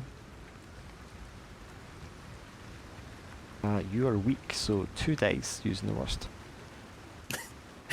I want to say, Paul will see what he's doing, grab the shotgun and do it Yeah. himself. Yeah, I feel like Paul might be better suited for this. I mean, yeah, you can do that, Paul. He smacks it ineffectually a couple of times. You snatch it out of his hand. I'm guessing 2d6. Your 2 dice best, yeah. Yes, with one firm slam of the butt. I imagine it's more he knows where to hit on it rather than actually shattering the lock. Yeah, because it just pops out of the bit. I mean, the lock falls away. You'd easily be able to grab the chain and just yank it out from between the door handles and pull the wide doors open. I think we should keep a grip on this chain, personally. That might not be a bad idea. You look down the hill, Mildred, and it's a flash of lightning, and you can see at least a dozen dark figures making their way up the hillside. There's about a dozen. Mildred, get in! There's about a dozen of them. We need to just like we need Mildred, to board. Get I'm in! I'm in. You get in and slam the doors behind you, the wind rattling the rain against the windows inside. Finley, you're in there first, and you're staring in, and immediately through the light in the windows with the lightning, you can see this place has been utterly desecrated. The large crucifix on the wall has been like scratched out. The pews have been overturned and smashed. The place is draped in netting and seaweed, and it smells and stinks of the ocean. And I a feel like cursory glance, is there anywhere we can go? You can give me a spot hidden roll, Paul. Yay, 2d6 again, because I have spot hidden, but I am dim. Okay, so it's just 2d6 first. Can I not do a 2d6? You can help by rolling one dice, yes.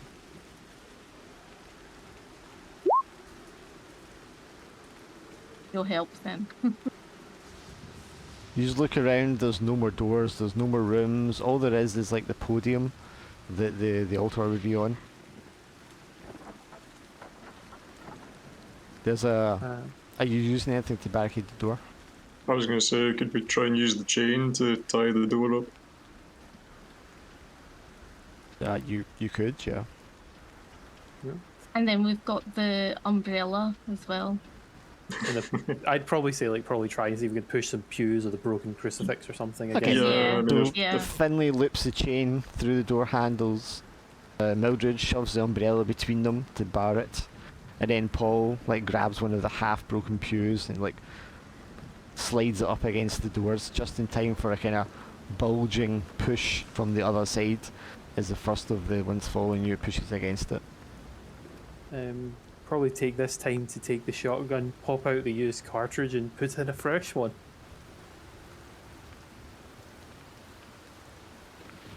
I think we should try to look at the pulpit just in case there's anything hidden behind it. I don't know. There might It be feels some like- loot, there might be some silver bullets in there. You're frantically searching behind there, Finley, and you pull aside a bit of the carpet to try and see if there's something there, and there's a trap door under the carpet. This sounds like a massively bad idea, but I'll try and pull up the trap door just to see if I can see anything down there. You can definitely smell the sea down there, like fresh wind blowing up as the wind howls outside.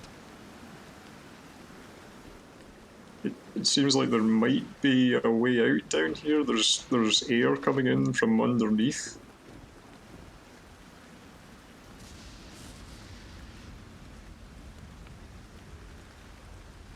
There's another bang on the front door.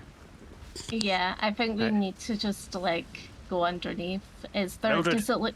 Yep. Go to Finley, I'll keep the door covered and back towards you. There's a ladder inside the trapdoor. It's slick and wet with seawater.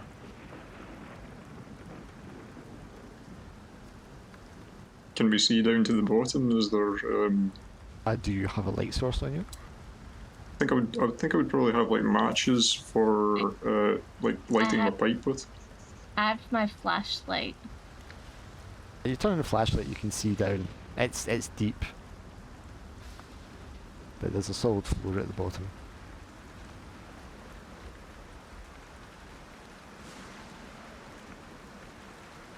You just go down one at a time. Paul, you're standing guard. The door is pushed once, twice. One of the windows at the side smashes open. So he'll swing open to point the gun at the smashed window. A pair of arms, one human, one not so human, poke through and start scraping the glass away. He'll fire at the not human one. The bullet kind of like, well, the spread hits some of the arm, and there's another one of those strange or gurgly screams. And he keeps it pointed at the broken window, backing more towards the hole.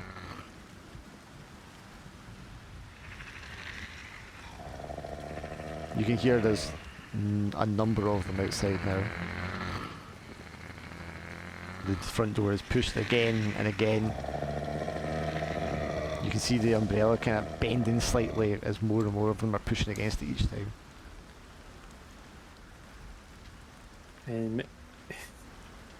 He has a look to see where the most likely to come through, and he says the next army, well, he thinks the next army he sees, he'll let off the shot, and then he's going in the hole to close the trapdoor behind him. You squeeze down the tight passage, pulling the trapdoor shut behind you. You notice there's a latch on the inside here that you can close as well. He'll close it.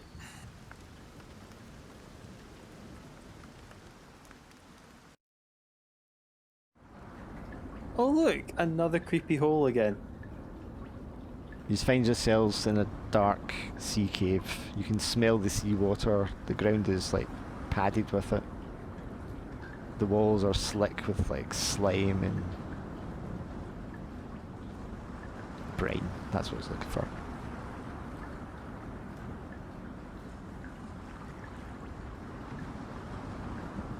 From here it seems the tunnels go in several directions. But you know, because of the direction you descended from, that one of them must lead out towards the coast itself.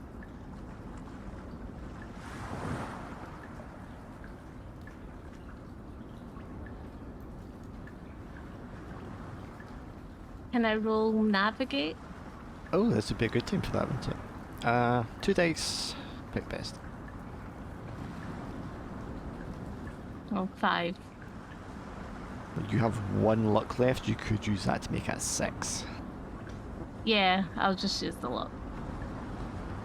Because of the wind blowing through the cave, you can tell exactly which direction is going to take you out towards the ocean.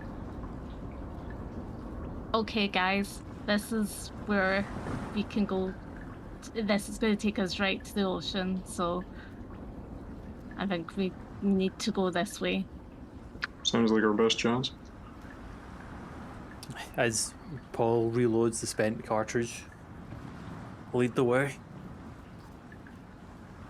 You just follow the edge of the cave, the flashlight illuminating. There's like discarded netting and crab cages here. Half-eaten fish raw, lying discarded on the ground. Scratches in the walls. And then you come across what looks to be the torso and head of an old man. Deathly pale. The eyes have been like rotted out. And it's just been nailed to the wall. Good grief. Is there anything identifying about him? Like, is he still wearing clothes, or is it? There's bare-chested, because there's no limbs, but there is a pendant with a crucifix, wooden one, around his neck. Do you think this was Father Donaldson?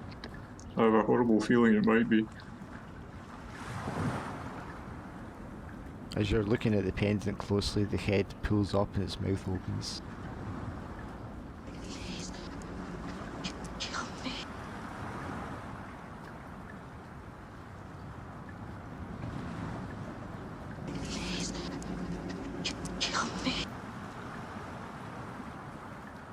Oh my goodness.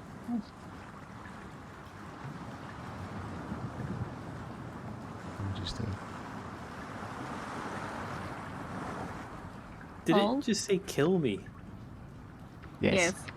Okay. I don't think you should make noise with the gun. That's gonna be really bad.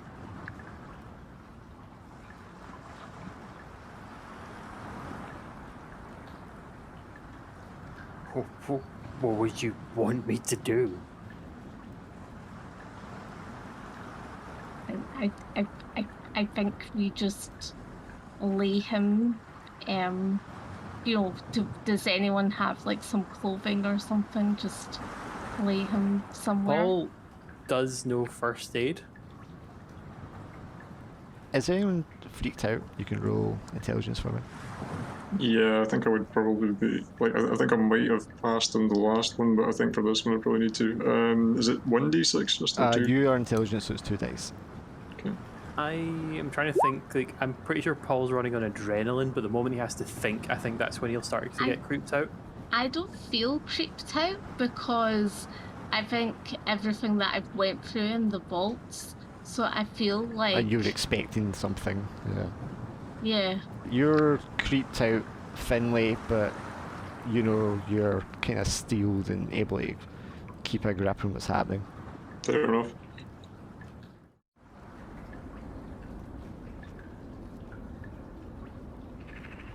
I don't think we should stay here long. I think we need to move. We need to It's move a sound quick. from somewhere else in the caves.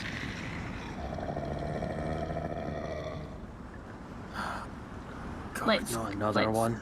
Let's keep moving.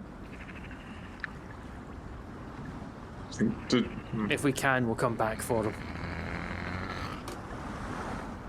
You just make your way along the cave in the direction to exit. The water starts getting deeper and you're soon wading up to your knees in seawater. You come across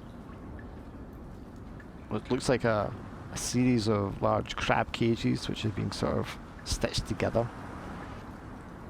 And inside the cage you can see Catherine, the woman from the shop. Her clothes are all torn, bloody. And she's sort of just like quietly sobbing in that cage. She looks as if she's drenched in seawater.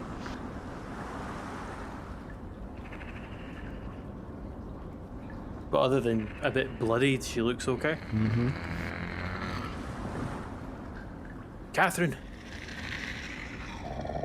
No, not have you got anymore, your senses? please. It's Paul. What a leg out. Paul? You're not my Paul. No. And Paul will start smacking with the butt of his shotgun at the door. Give me a strength roll. Guessing 2d6 take the best. Yes.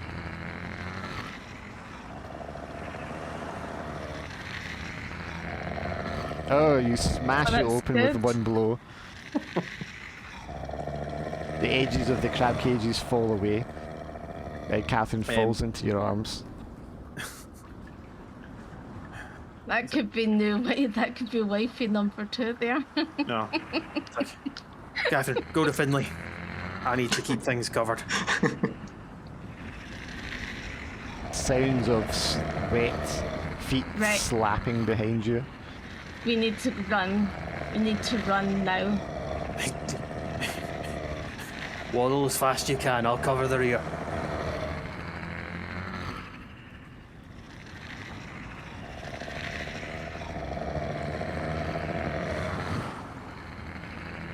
Mildred want to roll 1 dice. Fine, why do I have to roll Finlay, one you roll die? 2, because you're fitness.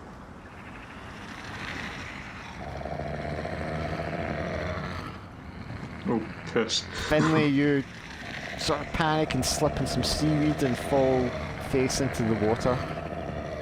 Mildred, you kind of like step on Finlay as you, in a panic, run across him, shoving his face deeper under the seawater, stinging his eyes. Oh my goodness, sorry.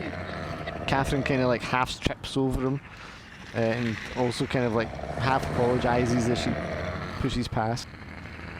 Paul, you take aim with your weapon. You notice Finlay's like face down in the water beside you. Grab his arm to like get him up. So, I'm gonna guess he tries to put the shotgun stock under his arm.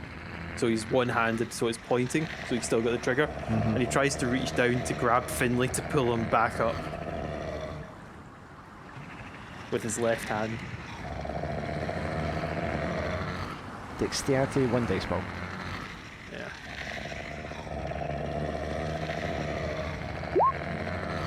You reach down and like flail around in seawater, try to grab a hold of his top while holding the gun straight.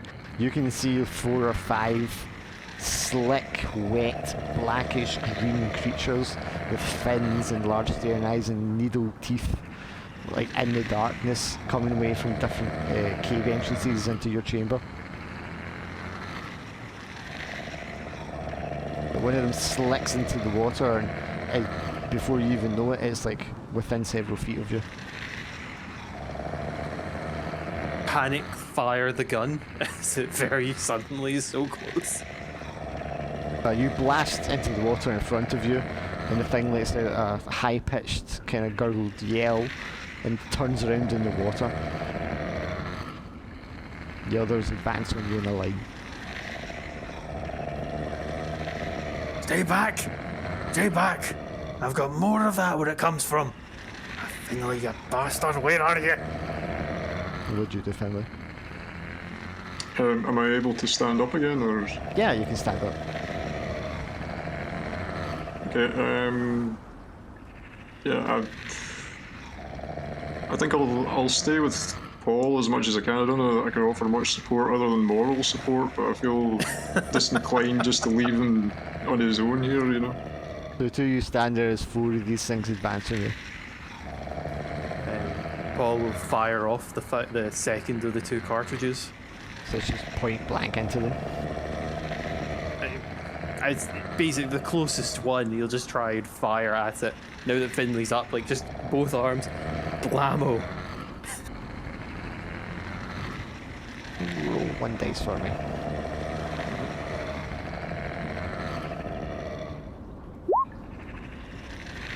Yeah, you fire point blank, and the head for one of them is just completely obliterated in a spray of gore. The others kind of like back off into their passages, giving you time to get out. Right. Paul does not waste this free time. Yeah, I think we should Turns leg it. and shoves Finley in the way of the exit and follows behind.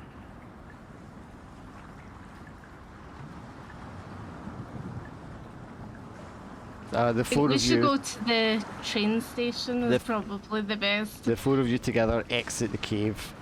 You're like chest high in seawater as you do so. You're right on the coast. Either side of you is all slick, wet, black rocks. The thunder and lightning has died down some. The wind is very strong and it's still raining. Is it still night time, or is it? Oh yeah, Right. it's like 2 AM.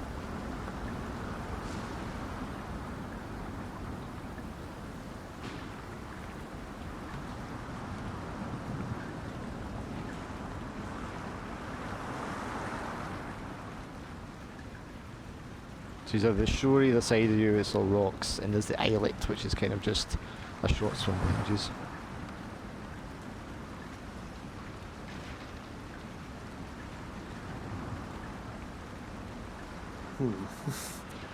So what do you want to do?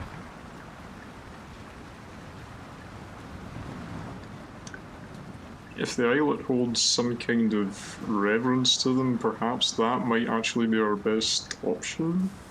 I don't know. What do you think?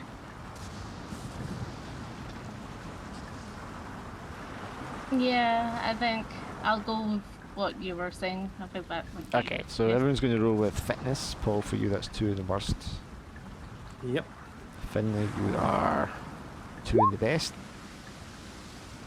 And Mildred, you are just 1. Finley, you swim easily, you're in great shape, you get there no problem, you're barely even out of breath. Paul, you get there, but you take either a stress or a pain just from exhaustion.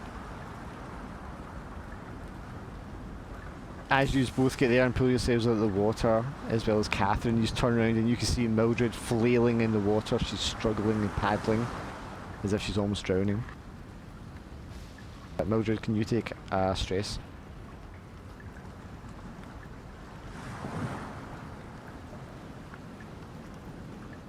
Can I go back to help Mildred? course you can. Give me the same roll again.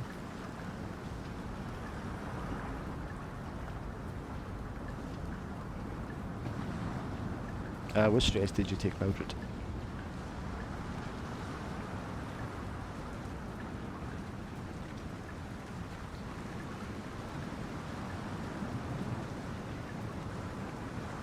Mildred. E. E, okay. Yes, Finley, you dive in to save her, but one of the worst things a drowned person can do is panic. And she's panicking. As you get to her, she's like slapping at you and trying to grab on you and use you as a float, pulling you under the water. And as you're pulled under the water, you can feel something sharp scrape against your legs. Take a pain.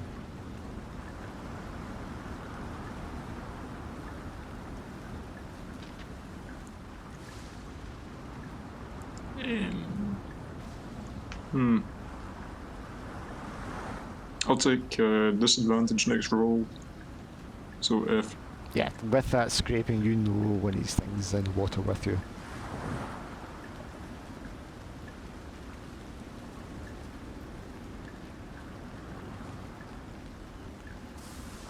Paul, you clamber onto the rocks with Catherine. So it gets up. I was trying to research what the shells are. Apparently, they would be metal shells, because plastic's not really a thing back then. Yeah. So I imagine he'd load up the shotgun with 2 shells and try and take up a position to give covering.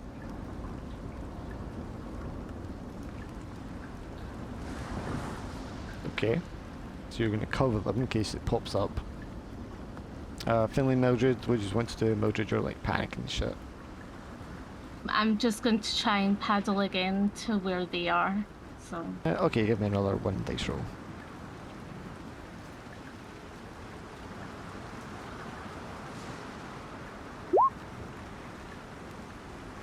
why? Finley manages to give you enough leverage that you like get your head above water, you gasp for air, and then you feel some cold, rough, scaly hand wrap itself around your ankle and it pulls you under the water, taking all the stress.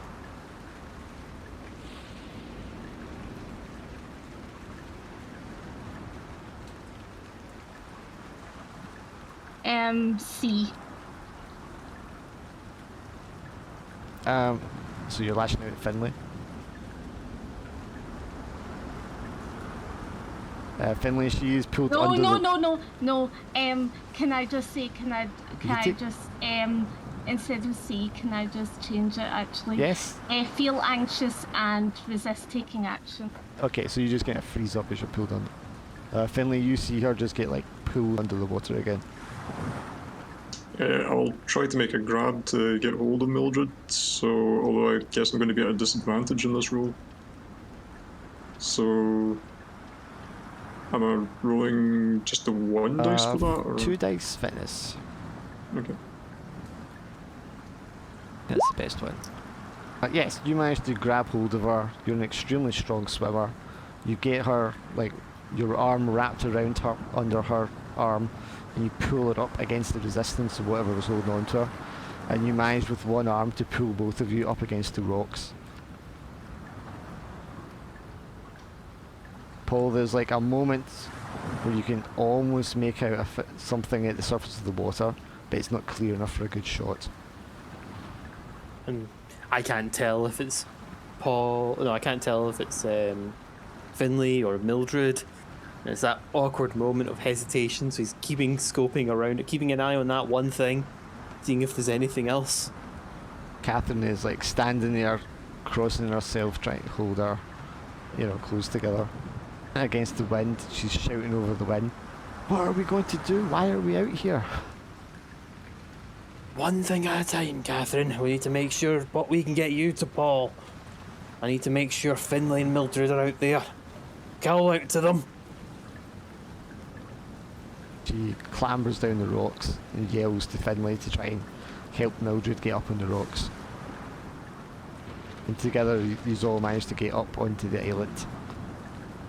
You can see, standing on the shore across from you, 13 or more figures. The people, the elders from the village, as well as other non-human, half sort of fish, froggish looking creatures, standing, staring at you with the flash of lightning lighting them up. All of them have large, black, staring eyes.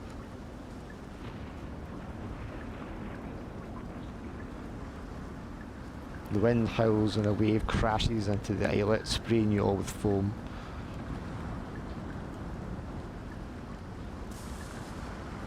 Is there anything on the islet at all? Is it just completely barren? In the very centre of the islet is a small, perfectly smooth, oval-shaped black onyx stone.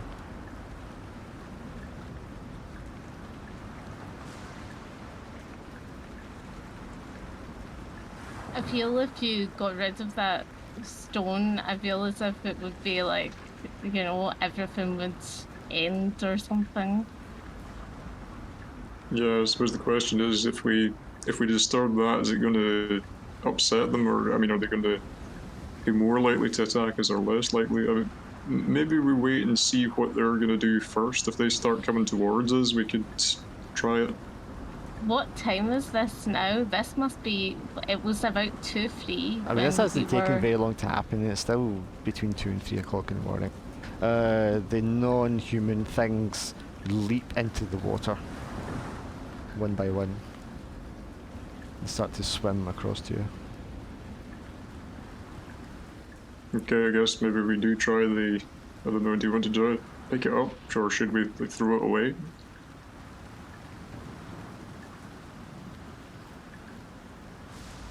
Maybe we should just like shoot it. Already you can see them, Paul, grabbing onto the rocks and pulling themselves onto the islet. He'll take the shots at them. As they're trying to get up, he'll try and just shoot it to the first couple. But the first one is like shot and backs off, and 2 more take its place. I'm gonna go for it and just grab the stone and see what reaction it gets from them. As soon as you pick up the stone, all the creatures let out sounds. Have they stopped moving, or they... What sort of sounds is it? They all start hissing and shrieking. They've stopped coming towards you. They're almost backing off a little bit to the edges, as if they're afraid to come near you. I don't know what you're doing, but keep doing it. He takes it out, throws away the spent cartridges, reloads another 2. I'll hold the stone up as high as I can to let them see that we've got their relic. They're all not even looking at you guys, they're looking up at the thing you're holding, and they're sort of backing off, wading into the water.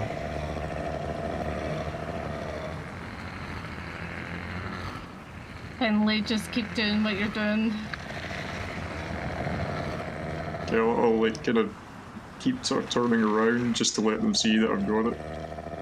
One by one they sink into the water, and you can see the villagers standing on the edge of the shore, pointing and screaming themselves.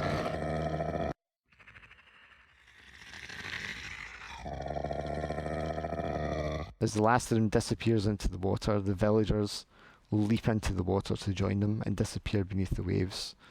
The wind slows, the rain stops, the clouds part, and the early morning sun peeks through.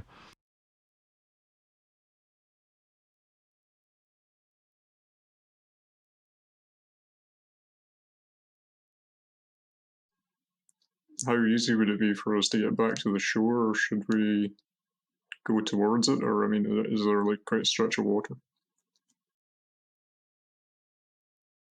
It's a short swim.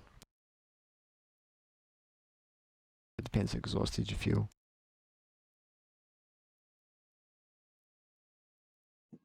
We could wait a minute or two and just sort of gather our breath and thoughts and that, I guess.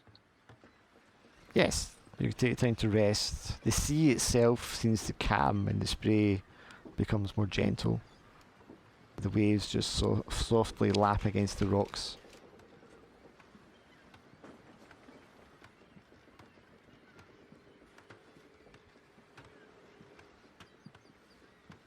what state is Catherine in at this point? Is she like aware of what's going She on, or collapses into tears.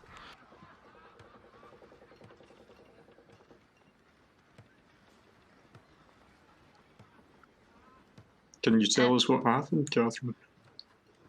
They came for me, and dragged me out, and put me in that damn cage.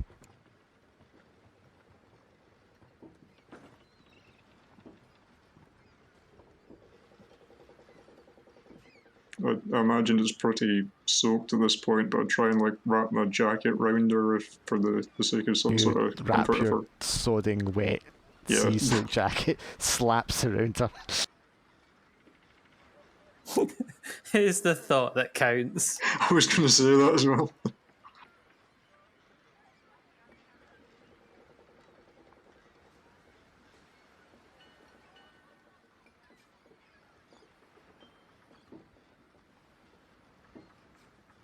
What time is this now? Is it? I mean, if you just rest up for 15, 20 minutes, get your breath back and stuff, you know, it's like 3 o'clock. Very, very early morning. There's just like the earliest hint of dawn. Guys, I just think we should just go to the train station. Right, well, we can end it there because it's been pretty long anyway. Sure. I think, yeah, what would happen is I think, because I understand I won't be able to play next session, Yes. is the other alternatives if you guys wanted to push on to Rum, Paul he needs to go back and he's going to take Catherine back to Glasgow first to get her husband, and then he's going to head home. Yeah.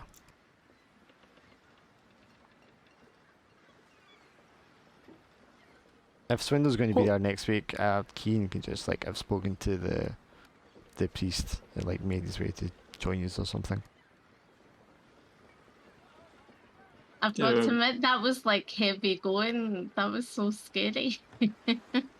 This session was brought to you by Shadow over Dark Malice.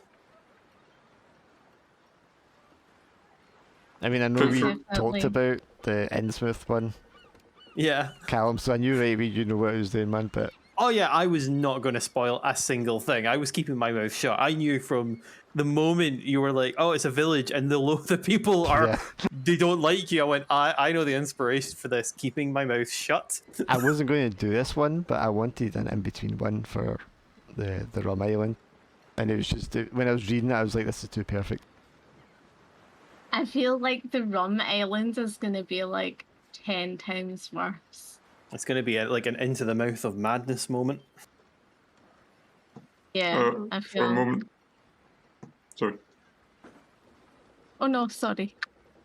I was just going to, yeah, I feel stupid saying this now, but for a moment there, I honestly thought you were about to say that it was brought to you by Raid Shadow Legends. Oh, that would have been great. Gotta get that loot. I was just gonna say, Callum, I just got like totally carried away with the story. I was like, and Paul does this, and I was just like, I just got so carried away. It was just Like you're the like, Paul, do this. intenseness. It's like, calm yourself, Mildred. The way I see it is like because he's fought in the war, he's kind of used to fire and stuff like that and being under pressure. Oh, I mean, as well, when there's like physical, like, adversities, it's more tangible, do you know what I mean?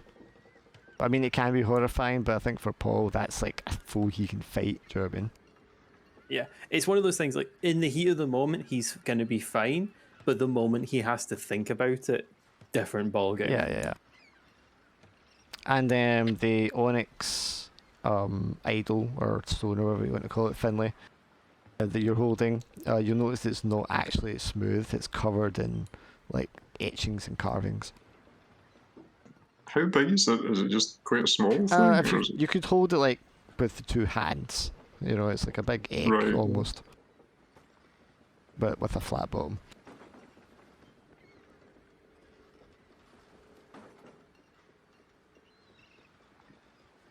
Yes, so that was that one. I'll cover downtime next time. Or in between, on the in-between week. Well, that's, Yeah, that we'll was- have the in-between week. I mean, maybe Keen and that can show up then. And you can prepare to go to Rum or something.